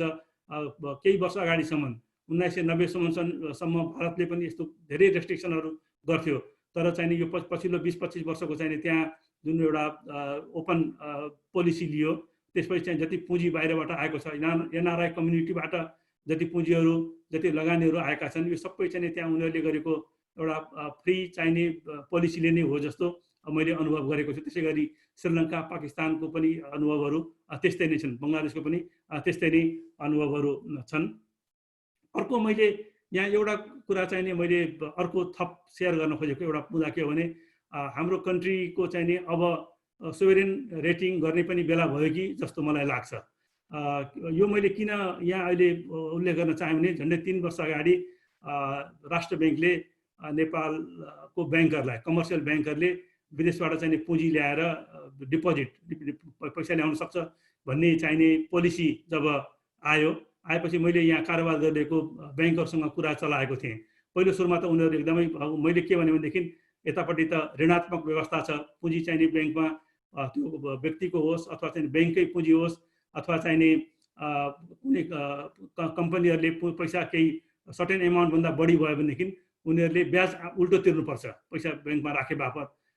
हामी कहाँ त लिबोर प्लस चाहिँ 2-3% पनि ब्याङ्करले ब्याज दिन थालेका छन्, र ती कमर्सियल ब्याङ्कहरू यो सेन्ट्रल ब्याङ्कले चाहिने मोनिटरिङ गर्ने निकायहरू र सेन्ट्रल ब्याङ्कले नै यो एलाउ गरेको छ भनेर भन्दाखेरि उनीहरू सुरुमा चाहिँ अलिकति पोजिटिभ कुराहरू पहिलो मिटिङमा चाहिँ गरेको थियो, र त्यसको फलोअप गर्दाखेरि चाहिने मैले के पाएको थिएँ भनेदेखि सबभन्दा पहिलो केही फ्यु रिजनहरू उनीहरूले दिएको थियो, र फ्यु रिजनहरू मध्येमा पहिलो रिजन चाहिँ तिम्रो कन्ट्रीको एउटा सोभरेन रेटिङ त छैन होइन, त्यस्तो ठाउँहरूमा चाहिने कसरी हामीले लगानी गर्ने र कसरी चाहिन्छ नि हामीले बोर्डले त्यो जस्टिफाई गर्ला अथवा प्लस हाम्रो यहाँको चाहिने सेन्ट्रल ब्याङ्कले पनि अलाउ नगर्ला भनेर चाहिँ उनीहरूले भनेको थियो। हो, यो रेटिङ गर्दाखेरि के होला भनेदेखि हामी चाहिँ एकदमै हाई रिस्क जोन भनेर आउन सक्छ, तर मलाई के लाग्छ भनेदेखि अहिलेको कन्टेक्स्टमा हामी कहाँ पोलिटिकल स्टेबिलिटी पनि भइसक्यो, अहिले 2/3 सरकार छ, त्यसै गरेर पहिला जस्तो बन्द हडताल पनि अहिले निकै कम हुन थालेको छ, र यो कोभिड-19 भन्दा अगाडि हाम्रो यो जुन जिडिपी ग्रोथ पनि वर्ल्डकै चाहिँ 10-12वटा कन्ट्री भित्रमै पर्ने गरेर भएको थियो। यी 3-4वटा फ्याक्टरहरूले गर्दाखेरि मलाई लाग्छ एकदमै फेभरेबल रेटिङ नआए पनि मिडियम रिस्कसम्म आउन सक्छ, र त्यो लगानी गर्नेहरू विदेशी कम्पनी होस् ठुल्ठुला मल्टिनेसनल कम्पनीहरूले सबभन्दा पहिला हेर्ने भनेको चाहिने यो रहेछ। र मैले यो कुरा पनि आज गभर्नर साहब पनि यहाँ हुनुहुन्छ र यो कुरा सेयर गर्ने यहाँ चाहेको थिएँ, र म धेरै भन्दिनँ, मलाई छोटो समय नै भन्नुभएको थियो। र अब यति भनिसकेपछि म के भन्न चाहन्छु भनेदेखि आज यो एनआरएनको इन्भेस्टमेन्ट सम्बन्धी फोरम भएको हुनाले गर्दाखेरि अब एनआरएन साथीहरूलाई म के भन्न चाहन्छु भनेदेखि नेपालमा केही अप्ठ्यारोहरू छन्, मैले भने यो मैले भन्नै पर्थ्यो, तर त्यति हुँदाहुँदै पनि यो हाम्रो जन्मभूमि हो, हाम्रा जराहरू यहाँ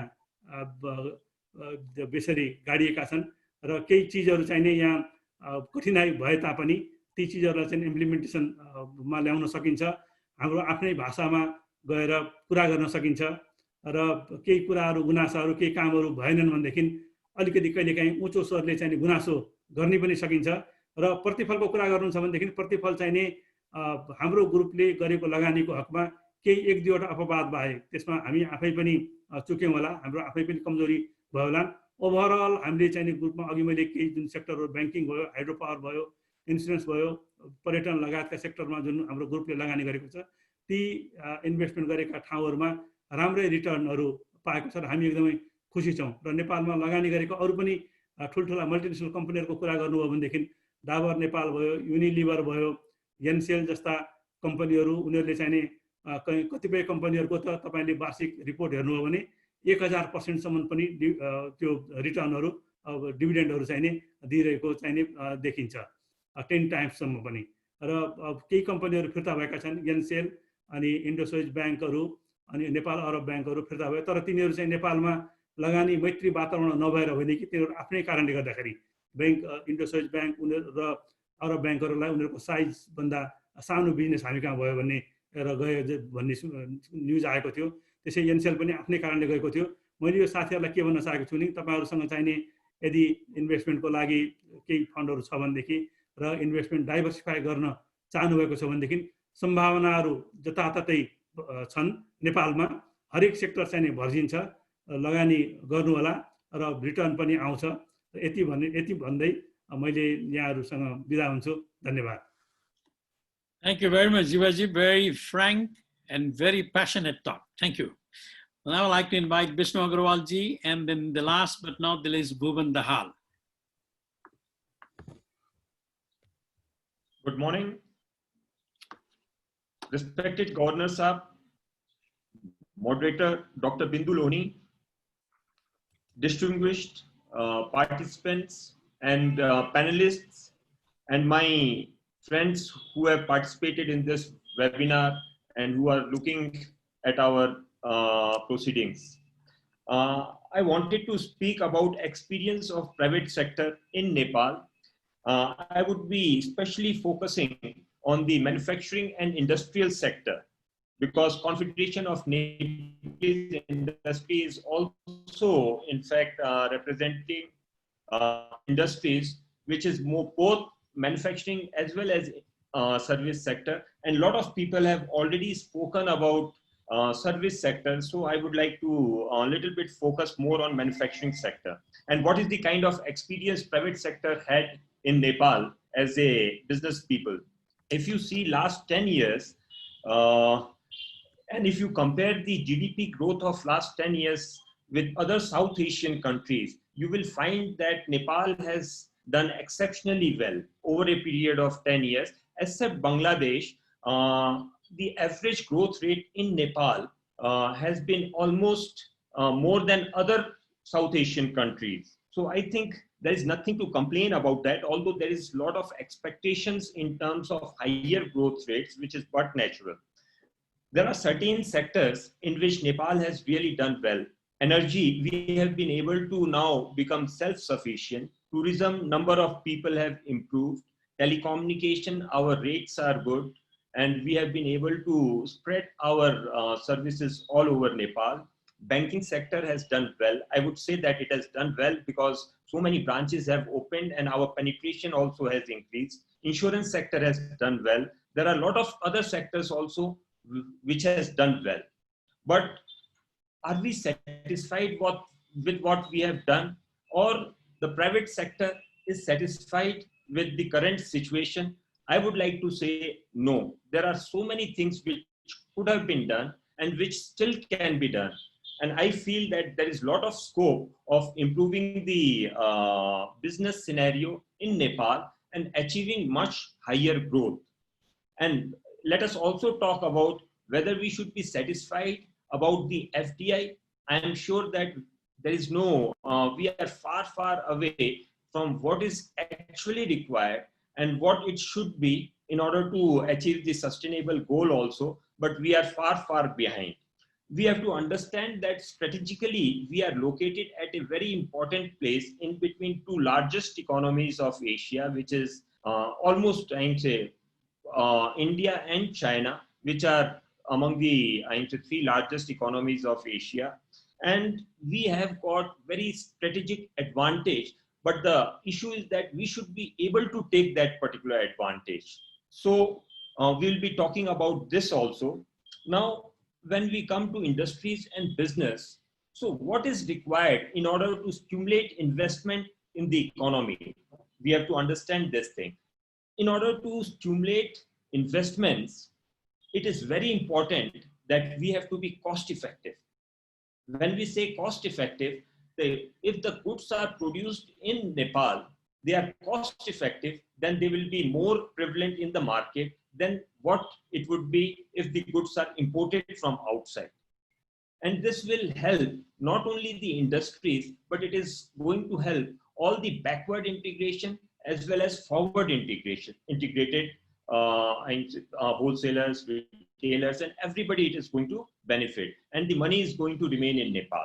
So what are the, when I say of cost, why we are not very much feasible in Nepal, why our costs are comparatively in South Asia very high. One of the most important thing is logistics.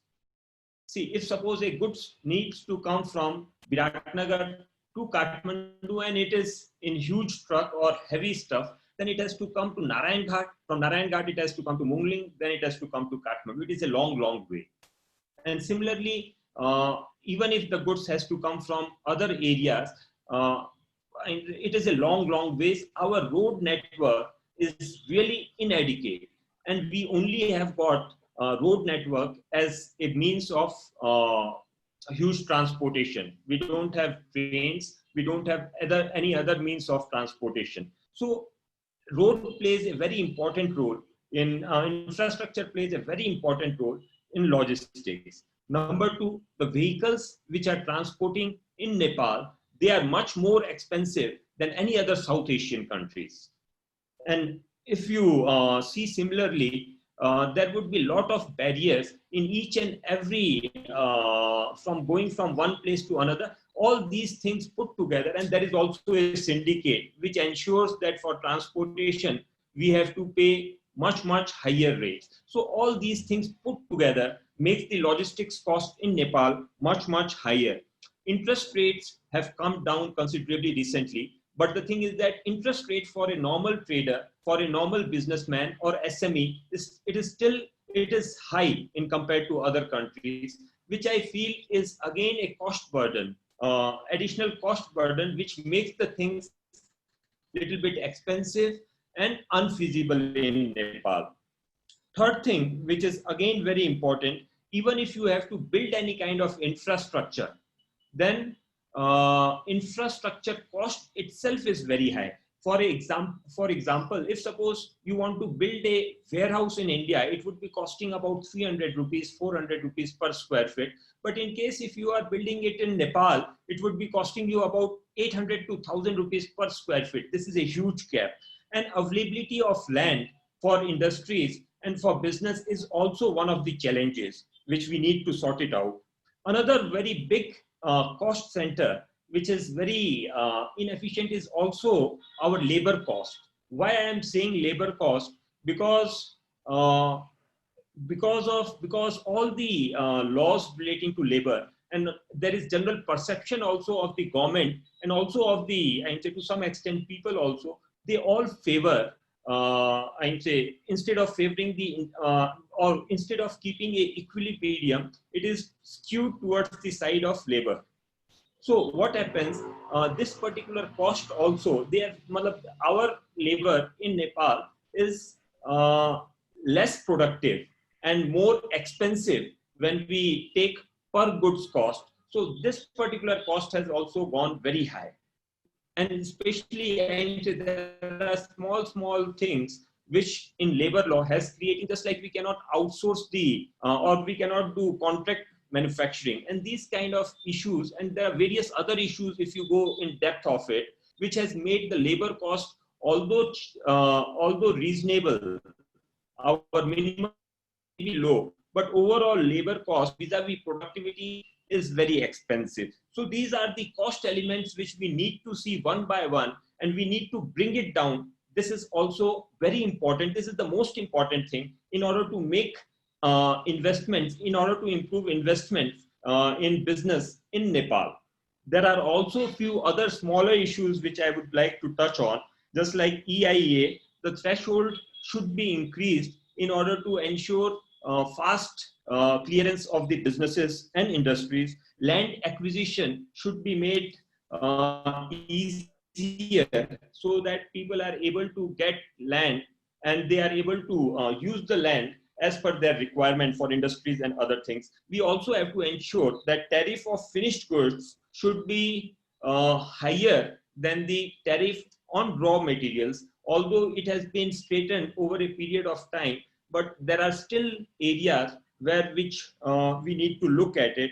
And we also need to create SEZs at strategically located places. Just like I will like to give example of Mahendranagar, which is very close to Rudrapur industrial area. We can in fact look at providing goods goods to Rudrapur industries and which can be manufactured in Nepal, because it is hardly about 70-80 kilometers. And it can be, and if Nepal SCZ, if we are able to provide good incentives and good infrastructure, I think a good industrial area can be done over. Similarly, I say a lot of strategically important areas. These are few of the suggestions, few of the challenges that are being faced by industries in Nepal and businessmen in Nepal.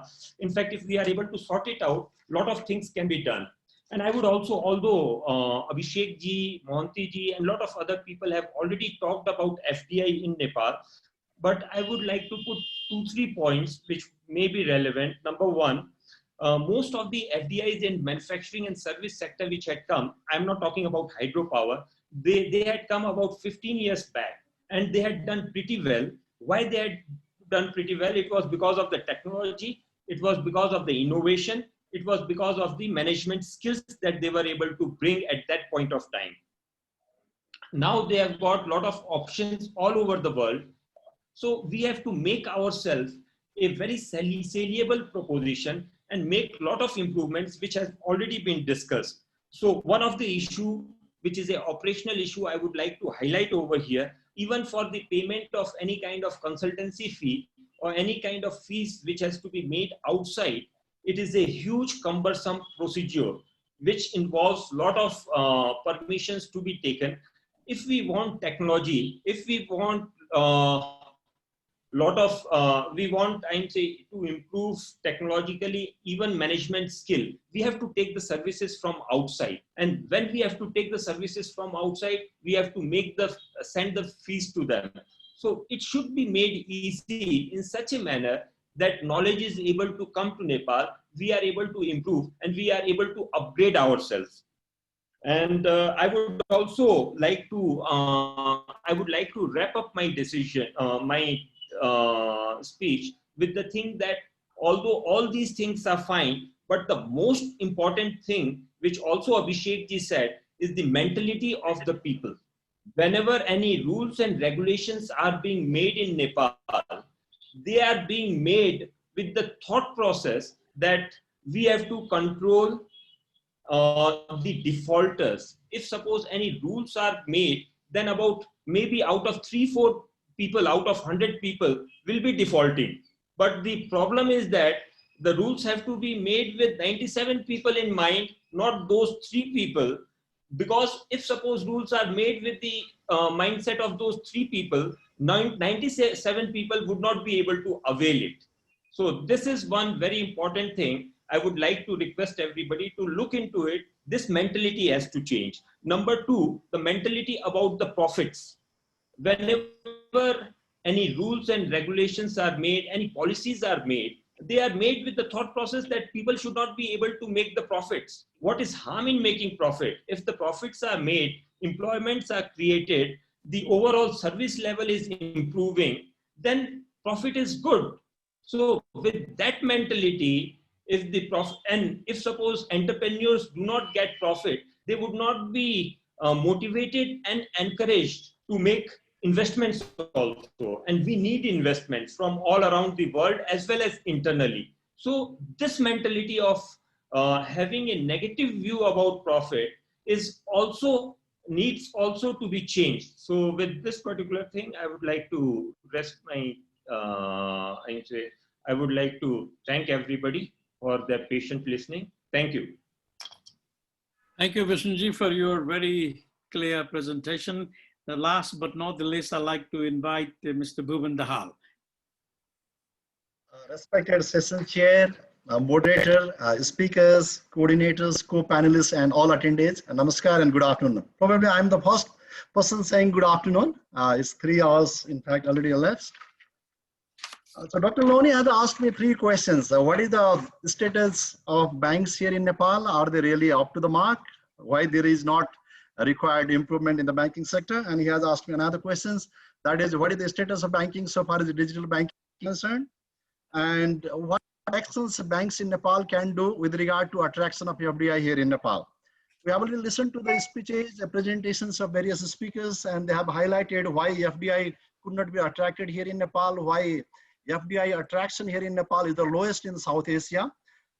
Dr. Lohani and all other attendees, I would like to present where does Nepalese Bank stand.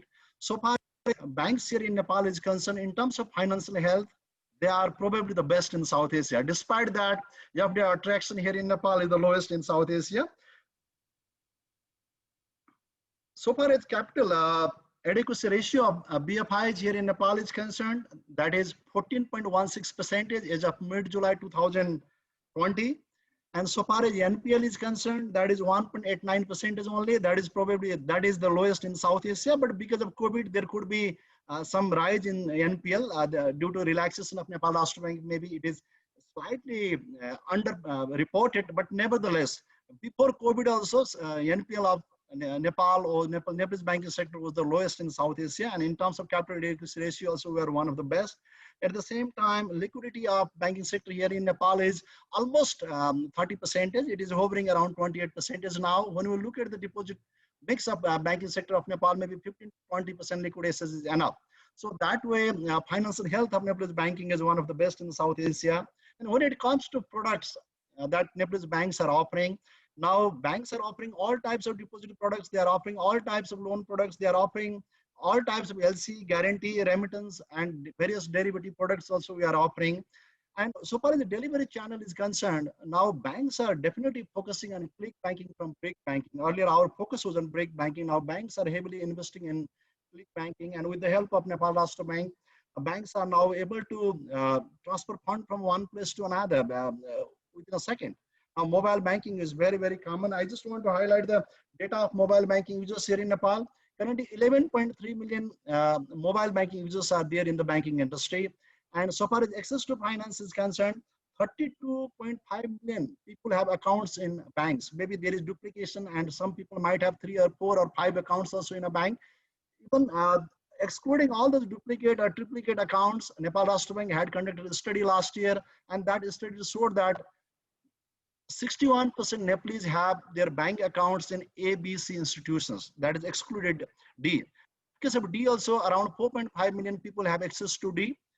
So that way, large number of people have access. And when we compare Nepalese banking with South Asia, deposit to GDP ratio and credit to GDP ratio also, we are the best in South Asia. So that way, I think banks in Nepal, there's no doubt that we have to do a lot. I accept the suggestion of Dr. Lohani with humility that we have to improve. There is always room for improvement. We have to do that. And I'm also at times not happy with the customer service standard. We have to improve on that aspect also. But when we compare with South Asia in terms of financial health, in terms of products, we are not second. We sometimes claim that we are also financial department store, and the products we offer are of advanced countries' banks. And one more thing that we could offer, and that is a hindrance today, and since Seven Chairman Sir is also here, I just want to say that one of the things that is stock brokerage, that our regulation laws allow banks to operate as a broker, and that is why we have registered subsidiaries also, but we are still awaiting approval from SEBON and NEPSE. So that approval, if it is expedited, maybe it will help take ours the secondary market to next level. So that expectation is there from Security Board of Nepal. And so far as the digital banking, I highlighted a little bit. Mobile banking users are too many in numbers, but there are some hassles now. When we talk about rural areas, there is no Wi-Fi or internet access there, and at the same time, many people are not using smartphone. If we can increase the use of a smartphone and access in rural areas, increase of Wi-Fi or internet access, then naturally this mobile banking can go up. With the help of mobile banking, I can carry out a lot of activities. Even fixed deposit now I can open with this mobile. So let alone transferring money, and banks are now installing QR code even in retail shops. We are installing QR code even in this grocery shops, vegetable shops also. So, but access of this Wi-Fi is not there. If we can enhance, if we can invest on this increasing Wi-Fi access or internet access, maybe this digital banking can be a matter of time only. Within few years, I'm confident that we can bring about a lot of changes in this click banking. So far, largely we are focusing on break banking, but banks are expanding their branches pretty fast. Out of 753 local bodies now, commercial banks presence is there in 748. Only in 5 local bodies, our presence is not there. So we are planning to reach there in near future. After we reach there, our presence will be there in all 753 local bodies. So banks here in Nepal are doing well in terms of financial health.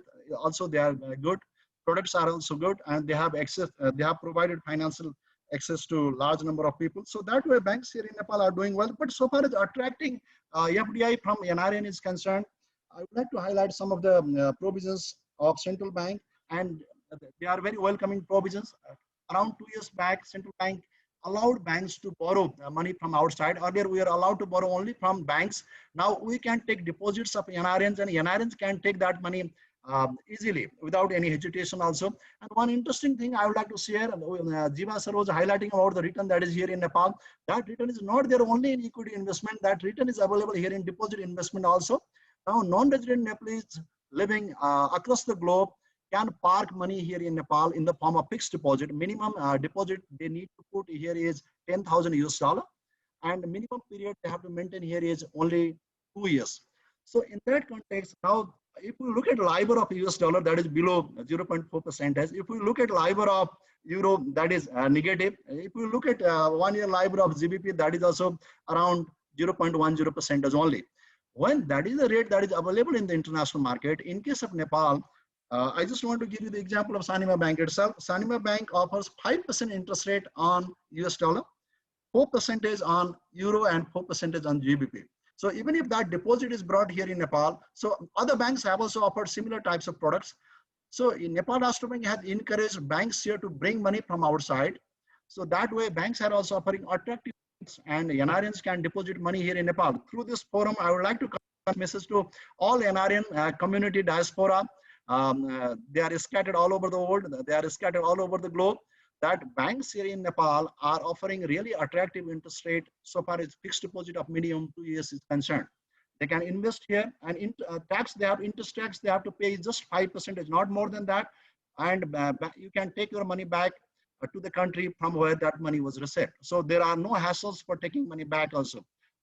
So maybe in case of other investment, there might be some issues, but in case of fixed deposit that NRNs want to park here in Nepal, we always welcome. And one thing why FDI is not much attracted here in, I would like to highlight some of the scenarios. In case of banks, we assign relationship officers and alternative relationship officers for all high valued customers. And we are always scared whether this customer will go to another bank. There are only 27 commercial banks here in Nepal, but still, we offer relationship officers, and there are designated alternative relationship officers.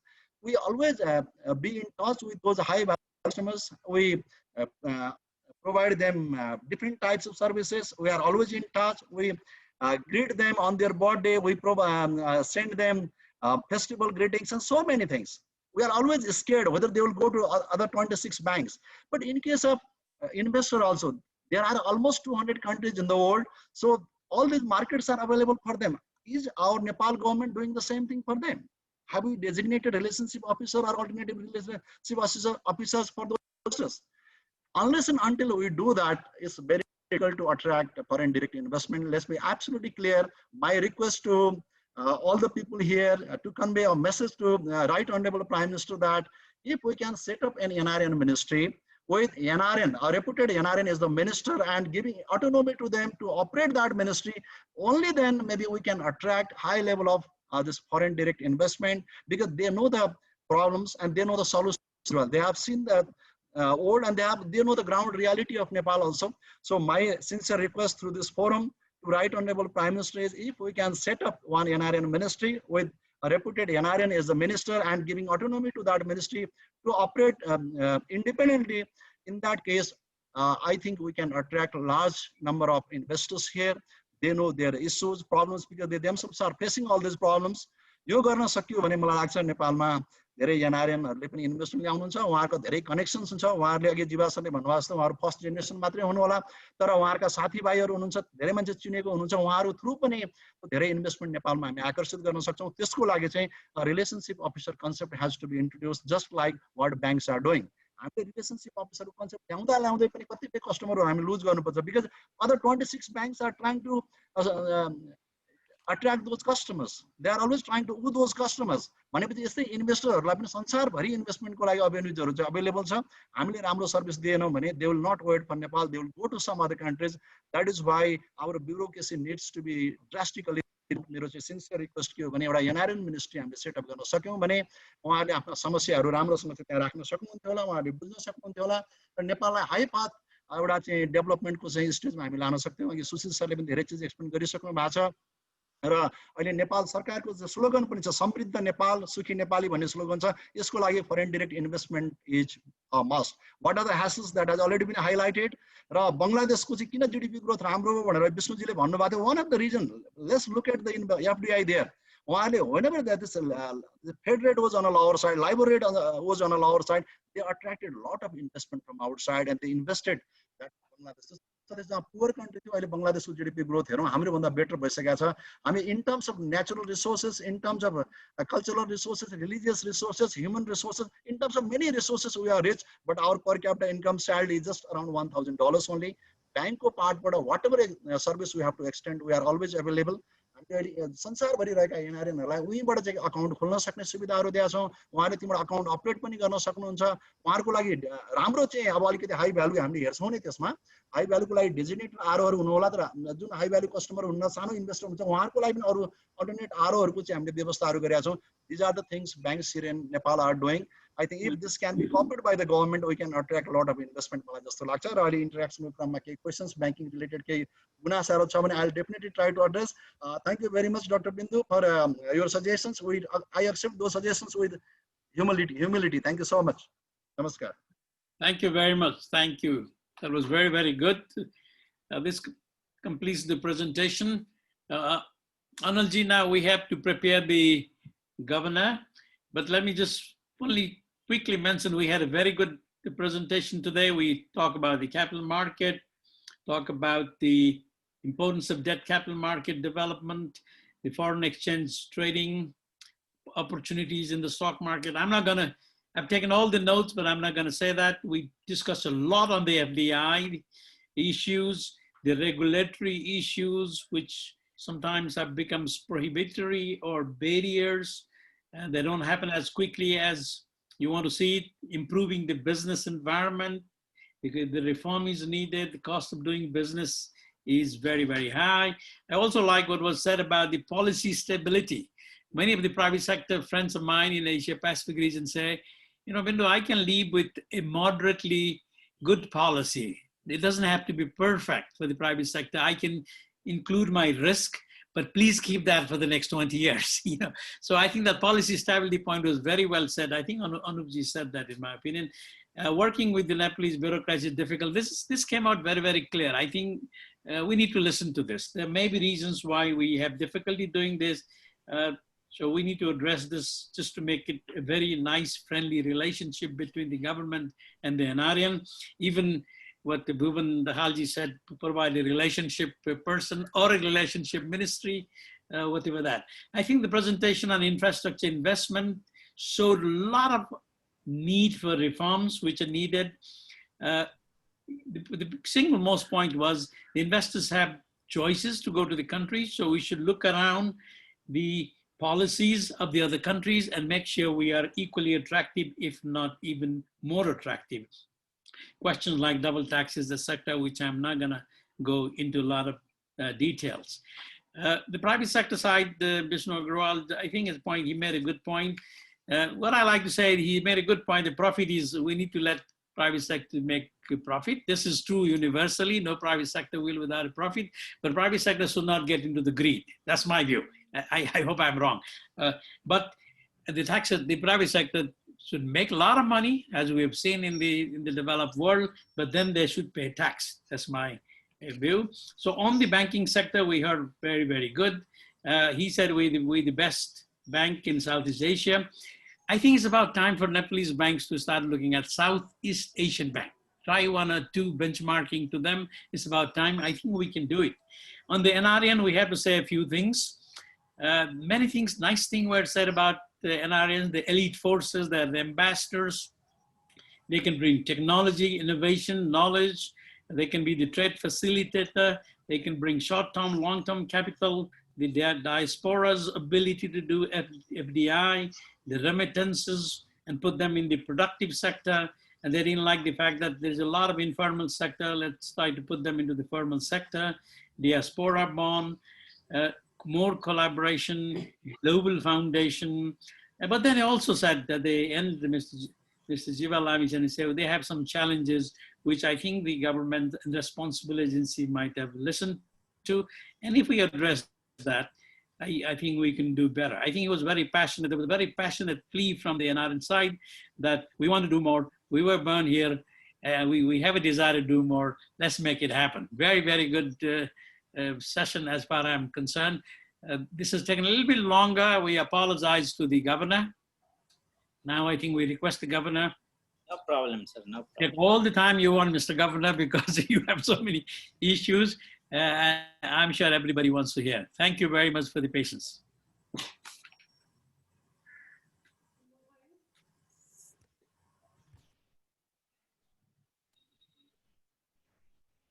So, shall I start? Yes, sir, you can start. Thank you. Thank you, Dr. Loni. Session moderator, Dr. Loni, distinguished speaker, distinguished guest, media person, ladies and gentlemen.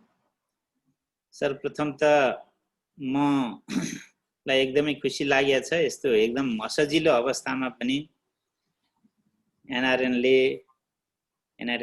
ले आफ्नो global knowledge convention चाहिँ गराइराख्नु भएको छ र देशभित्र र देश बाहिरबाट धेरै एक्सपर्टहरूलाई चाहिँ यहाँ आफ्नो धारणा राख्ने अवसर दिनुभएको छ र यो पेन्डेमिकको बीचमा जे जस्ता विषयहरू यहाँ उठिया छन् यो मेरो लागि पनि धेरै नै सिक्ने मौकाको रूपमा आइरहेछ We heard from different specialist experts from domestic side as well as international expert like Mohanty, who has clearly spelled out our insight of our policies, of our legal reform, what are the outstanding issues, and the clear 9+ point recommendation from his side.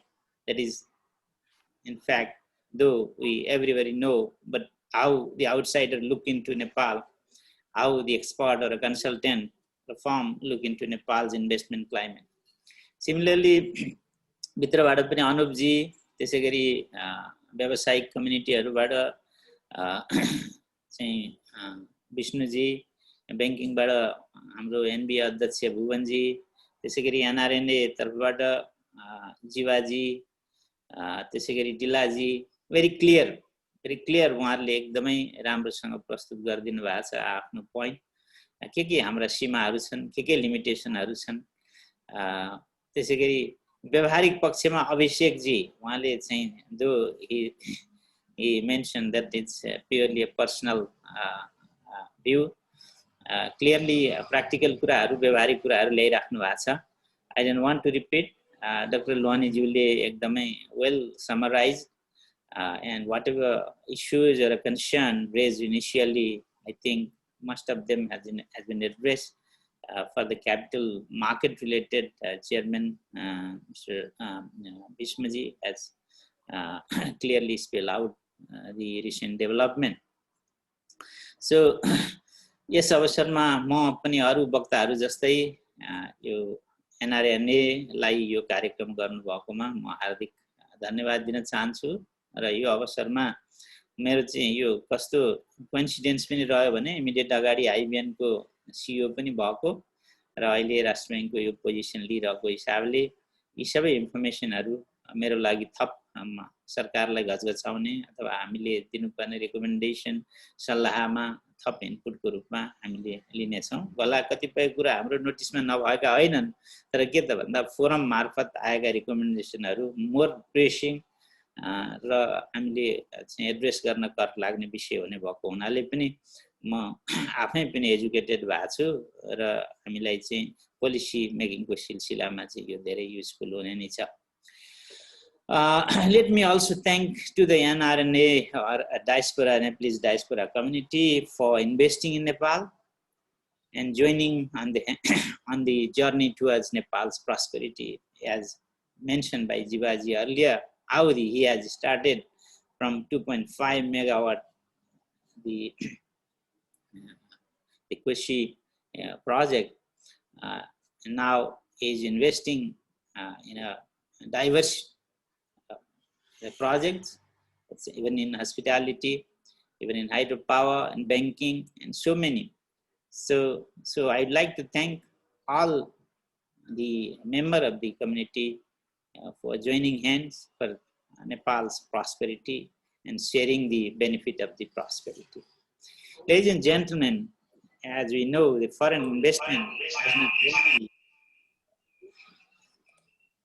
has not only played significant role to replenish the gap between domestic saving and investment, but has also contributed to boost domestic production, employment generation, income enhancement of the government, export promotion, utilization of our natural resources, technology transfer, and knowledge spillover. I believe that this convention would be productive at the time when Nepal's economy is presently struggling for revival of every sector of the economy in midst of the ongoing current pandemic of COVID-19. The global economy is severely affected by COVID-19. As we know, growth during 2020 is contracted in most economies. Investment cannot be an exception. The World's Investment Report 2020 projects a dramatic fall in global FDI, which is expected to decrease by around 40%. It is further estimated to deteriorate by around 5 to 10% during 2021. Greenfield investment and merger and acquisition related investment will be much more affected and expected to decrease by around 50% during this year. The size of the investment in South Asia remains almost stable, around 3.7% of the global investment. Despite global fall, investment inflow into Nepal has been encouraging and increased to some extent during 1920 as well. The FDI stock in Nepal has reached to 202 billion Nepalese rupee. Around 27 to 28 billion was repatriated during last year. The gap between approved FDI and actual FDI inflow in Nepal continued to persist. In 18-19, the net inflow of FDI is 52% of the total approved amount during 18-19, which is an improvement that of 31% realized in 17-18. This figure accounts for around 6.61% of gross domestic product, which indicates the extent of foreign ownership or a foreign presence here in Nepal in Nepalese economy is very minimal. Government is committed towards promotion of investment by improving business climate. Our doing business score has been improved remarkably, as is mentioned by our earlier speaker last year, and able to improve our ranking by 16 position to 94 from 110. We understand that the value of investment is not just for funding or a financing arrangement, but also a technology to transfer and about to integrating global best environment, social and governance practices into the corporate sector. Nepal's annual investment need to achieve SDGs comes around $17 billion, as mentioned by our earlier speaker, as per the roadmap set by the Planning Commission. In this respect, companies, investors, and the authority need to align such investment for positive outcome with respect to sustainable development goals. Ladies and gentlemen, the promulgation of constitution that guarantees property right, our constitution has also acknowledged the leading role of private sector on our economy and also encourage the foreign capital and technological investment. Constitutional provision itself is a strong foundation for private sector investment, foreign direct investment, and its growing role on our economy. The political consensus on this economic agenda and political stability has further cemented our investment climate for investors to explore our abundant opportunity. As mentioned by earlier speaker, several legal and policy reforms had took place during recent year that has further simplified and clarified the process of investment within the country. Promulgation of new FITA, Public-Private Partnership and Investment Act, amendment to the Company Law, Industrial Enterprises Act, and Special Economic Zone Act, and related rules are some remarkable legal reforms. Gradual opening up of a capital market such as foreign institutional investment, one-stop service center, online registration of a company are some of the key achievements of this reform. Friends, reform is an ongoing process.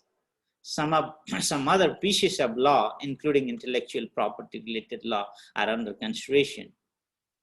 They are also at a priority, whereby investor confidence with policy clarity and predictability are ensured to consider Nepal as investment destination. The institutional arrangements such as High Power Investment Board, Department of Industry, One-Stop Service Center are some of crucial development for proper facilitation to investor. Only things that we need to address is certain practical issues. To me, more importantly, the change of mindset of different stakeholders, whether it's people or politician or a policy maker towards FDI, is a remarkable achievement during recent year, which is essential for the development of our country. Nepal Rashtra Bank is proactively intervening on issues related to investment. We are closely working with all related stakeholders to take appropriate policy measure to mitigate the negative impact of COVID-19 on FDI. Nepal Rashtra Bank has made certain provision in its monetary policy with the motive of facilitating and enhancing the investment in this country. Some of such provision include foreign exchange facilitation unit as a one-stop service center, which is established at the Department of Industry. This unit itself provides investment approval of around 16 billion and recorded investment amounting to rupees 17 billion within 1 year time frame. We reduced CRR requirement and ease for the financial market to avail ample credit to business community. The FDI to allow through an automatic route, for which the guideline in process. An arrangement will be made for ongoing foreign financial infrastructure development project to borrow up to certain time of their capital investment from their parent company, group of companies abroad. Commercial hedging will be promoted through a specialized institution in order to minimize foreign currency risk. Similarly, NRB has allowed FDI industries to capitalize the expenditure incurred on foreign currencies as the FDI. NRB has allowed licensed BFI, as spelled out by the Bhuvanji earlier, to borrow up to certain limit of its core capital, up to the limit of core capital from foreign BFI or convertible foreign currency. NRB has also allowed microfinance institutions to borrow funds from foreign pension funds or hedging funds, hedge funds, along with foreign banks.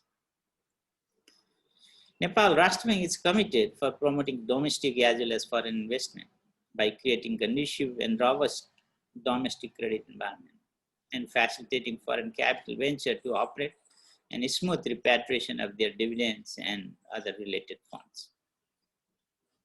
Friends, some of the issue arises during the presentation. Say, for example, there is a restriction or a negative list related to the primary agriculture related project. The FDI is restricted. My humble submission is that whatever in the negative list that can be, the annexure can be amended by the cabinet itself. If an investment is pertinent and the committed one that can be discussed and the cabinet can allow such investment even in the agriculture sector. So we can be more open for any such investment. Friends, we all are at a very difficult situation now due to the health crisis. Huge challenges to business continuity. At the same time, the economic crisis emerged due to the containment measures. Every authority are fixing their priority, where foreign direct investment may not be at the top. It has huge impact on our development process and achieving our goals. The immediate impact of COVID-19 on FDI would be slow down on the project implementation and stop building our FDI stocks. At the middle term, margin might be tightened in the reinvestment and new investment will not happen. If we see the global data, the reinvestment itself accounts for around 50% of the total FDI flow, global FDI flow. So it will not happen for foreseeable near future. If the pandemic persists for long, there could be possibility of disinvestment or diversion of investment. So we need to be very much cautious. We need to work very closely on such unprecedented situation so that the impact of the COVID can be mitigated. I'm quite optimistic that the Nepalese diaspora community, as spelled out earlier by some of the speaker, particularly the NRN community friends, they could bridge such gap, can help mitigate the risk and can harness the opportunity and can contribute in a big way to their natives. Finally, I would like to congratulate organizer for successful organization of this event and my sincere thanks for the opportunity to be part of this event. Thank you. Stay safe. Thank you all. Thank you, Dr. Lohani sir. Thank you. Thank you, Governor. On behalf of the organizers, speakers, panelists, and all of those who are attending, I'd like to thank you for your time, as well as for your very comprehensive concluding remark. We really appreciate the time you have given to this session. Thank you very, very much. With this one now, I pass on to the organizer, Anil Bhatrai. Please take over from me and do whatever is required. Thank you. Thank you, sir. Thank you for, indeed, they have done a great job that this debate has been concluded in a very good manner. And I really thank you for Governor and Central Bank of Nepal giving us such a long time, and that's from 9:30 to 12, almost 12:30. And Bishmaraj sir, Dungana sir, Sushil Bhatta sir, Urmila madam, and Abhishek ji, and Sandeep ji, and Eknath Khatioda ji, Dila Kharel ji, and Parmila Shrestha ji. And I also like to thank you, Anupras Upreti ji, Jiva Lamechhane ji, and Vishnu Agrawal ji, and Bhuvan Dal ji. And thank you very much for your wonderful presentation and the remarks which are made in this workshop really will help government of Nepal and even for diaspora as it has encouraged diaspora to invest in Nepal. And we know that there are certain problems out there, but we know it can be handled, and if we do it properly and if we do it with a proper in a scientific manner, that it will be done and it will achieve a great result. Thank you very much for everyone. Now I'd like to organize that's IT team to show one video of IDEA Nepal. And before we embark from this session, I'll request all of you to watch that video, and after that video we'll conclude this session. Thank you everyone, in Jiva sir and everything. Jiva sir, you have I think you are from the midnight. You have been staying with us. Thank you very much. We are everyone are here in Nepal at the daytime, but your morning has just started. Thank you very, very much. And Rajendra Khetanji also, he's there from the entire period. Thank you everyone.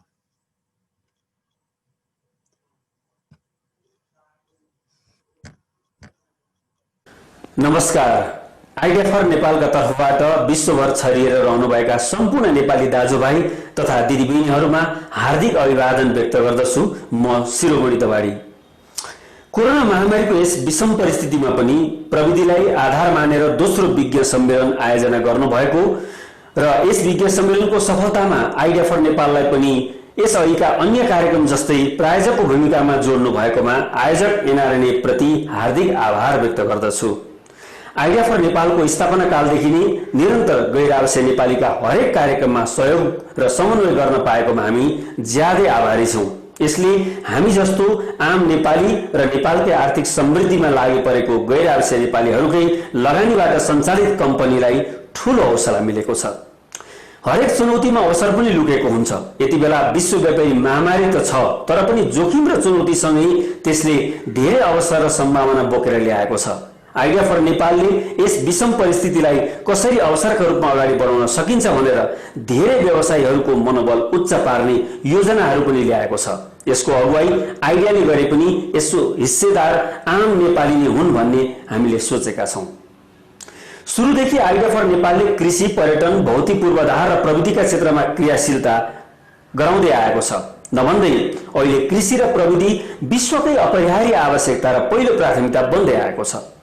Idea फर नेपालले आफ्नै अगुवाईमा सञ्चालन गरेका र आइडियाका लगानी रहेका धेरै व्यवसाय तथा परियोजनाहरू छन्, तर यो छोटो समयलाई ख्याल गर्दै केही महत्त्वपूर्ण व्यावसायिक कार्यका बारेमा मात्र म स्पष्ट पार्न चाहन्छु।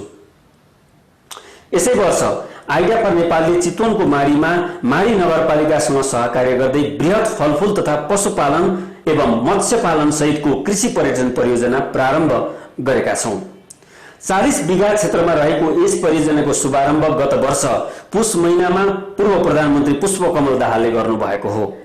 केही वर्षमै यो एउटा नमुना र उदाहरणीय परियोजना बन्नेछ र यही नमुना परियोजनाको सफलतासँगै हामी देशव्यापी फलफूल तथा सेतो चन्दन खेती गर्न कृषकलाई प्रेरित गर्दै बिरुवा रोपौं, आर्थिक समृद्धिमा जुटौं भनी सो अभियानमा लाग्नेछौं। आइडियाले अहिले उच्च प्राथमिकतामा राखेका परियोजनाहरूमा नेपालका लागि हाउसिङ अर्थात् राम्रो घर हाम्रो घर र विश्वव्यापी रोटरी पार्किङ प्रविधि हो। अहिले 70 लाख भन्दा बढी नेपाली विश्वभर छरिएर रहनु भएको छ। हाम्रो सर्वेक्षणले 10 लाख नेपालीले नेपालमा एउटा सुन्दर र शान्त घरको परिकल्पना गरेको देखाएको छ। उच्च प्रविधिलाई प्रयोग गर्दै कम बजेटमा गुणस्तरीय र आकर्षक घर निर्माण गरी आइडिया हाउसिङले नेपालको घर बनाउने जिम्मेवारी लिँदैछ। धेरै गैर आवश्यक नेपालीले यो अभिभारा आइडियाले नै लिनुपर्छ भन्ने सुझावकै आधारमा पनि सन् 2021 देखि नै आइडिया हाउसिङ हामी सुरु गर्दैछौं। अर्को महत्त्वपूर्ण कुरा के हो भने नेपाल लगायत संसारभरि ट्राफिक जाम र पार्किङ ठूलो समस्या बनेको छ। यही कुरालाई ध्यानमा राखेर उत्पादन कम्पनीसँग 120 वटा देशको एक्सक्लुसिभ राइट सहित आइडियाले रोटरी पार्किङ प्रविधि सञ्चालन पनि गर्दैछ र साथै बिक्री पनि गर्दैछ। G2G मोडल अन्तर्गत धेरै देशका सरकारी निकायसँग हामीले यस विषयमा समन्वय पनि गरिसकेका छौं। नेपालको ट्राफिक जाम र पार्किङ समस्याको दीर्घकालीन समाधान र नेपाललाई प्रविधियुक्त शहर बनाउन यस आइडिया पार्किङ प्रविधिले महत्त्वपूर्ण योगदान दिने विश्वास आइडियाले लिएको छ। यो प्रविधि नेपालसँगै विश्वकै लागि उपयोगी र महत्त्वपूर्ण हुने विश्वास आइडियाले लिएको छ। यसमा हामी आम गैर आवासीय नेपाली समुदायबाट सहयोग र समन्वय अनि सहकार्यको अपेक्षा राख्दछौं। यसका साथै कोभिड महामारीपछि हरेक घरको दैनिक खाद्य आवश्यकता र मर्मत सम्भारको सेवा उपलब्ध गराउने उद्देश्य अनुरूप अनलाइन प्रविधिकै सहायता लिएर आइडिया म्यानुफ्याक्चर, मर्मत तथा सप्लाई सेवा सञ्चालनमा ल्याउँदैछौं। ज्यादै नयाँ प्रविधि 3D प्रिन्टिङ प्रविधि पनि सन् 2021 को शुभारम्भसँगै नेपालमै सञ्चालनमा ल्याइँदैछ। अन्त्यमा आइडिया फर नेपालका औपचारिक रूपमा सुरु भएको र यसका विभिन्न परियोजनाहरू प्रारम्भ गरिएको तेस्रो वार्षिक उत्सव अक्टोबर 9 गै दिन आयोजना गरिएको यस दोस्रो विज्ञ सम्मेलनको अवसरमा आफ्ना भनाई राख्न दिनुभएकोमा र आफ्नो तेस्रो वार्षिक उत्सवको खुशी पनि बाँड्ने अवसर प्राप्त गरेकोमा आयोजक एनआरएनए लाई हामी हार्दिक आभार व्यक्त गर्दछौं। ध्यानपूर्वक सुनिदिनु हुने सबैलाई हार्दिक धन्यवाद। नमस्ते।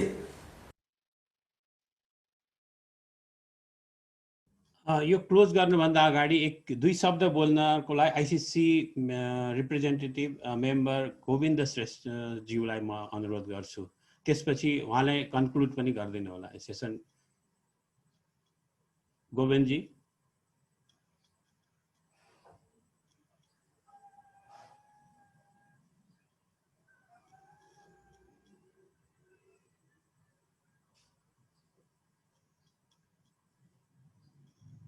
गोविन्दजी।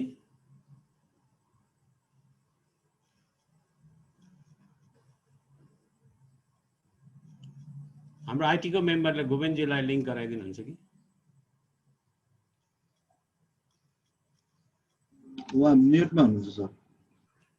गोविन्दजी अनम्युट गर्नु पर्यो।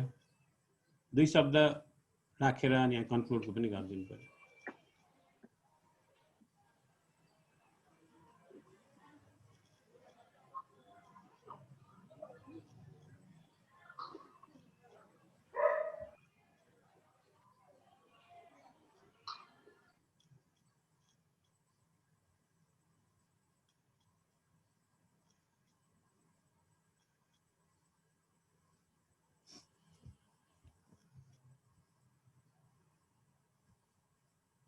मसी हुन सकेन? गोविन्दजी कन्ट्याक्ट भएन मसी?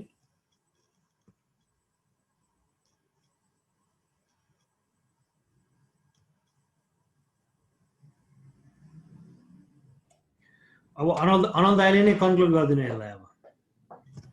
ठिकै छ। यो अब आजको प्रोग्राममा हामीले गभर्नरज्यू, सेबोनका चेयरम्यान, आइबिएनका सिइओज लगायतका विशिष्ट व्यक्तिहरूबाट हाम्रो सबै नेपालमा आवश्यक पर्ने रणनीतिगत सुधार र नेपालले गरेको अहिलेको सुधारको बारेमा हामीले कुराकानी गऱ्यौँ। यसबाट धेरै चिजहरू आयो, तर अझ हामीले क्वेसन एन्सरको सेसन राख्ने विचार गरेको थियौँ, तर समयको पाबन्दी र समयको कारणले गर्दाखेरि हामीले यसलाई गर्न सकेनौँ। त्यसको लागि हामी क्षमा माग्दै आजको सेसन यही नै समाप्त भएको म घोषणा गर्छु। धन्यवाद। Thank you.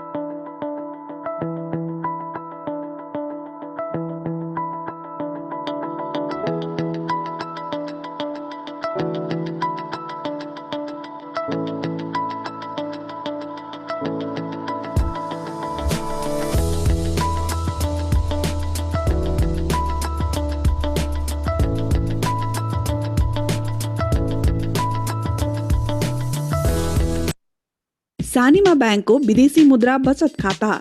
विदेशी मुद्राको बचतमा उच्चतम ब्याज दर।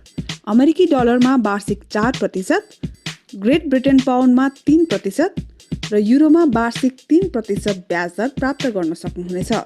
सानीमा ब्याङ्कको खाता अनलाइनबाट पनि खोल्न सकिन्छ। अनलाइन खाता खोल्नका लागि eaccount.sanimabank.com/accountमा लगइन गर्नुहोला। थप जानकारीको लागि हाम्रो भाइबर नम्बर 9860923783 मा सम्पर्क गर्नुहोला। सम्पूर्ण बैंकिङ सेवाका लागि सानीमा बैंक सबल अनि विश्वसनीय बैंक।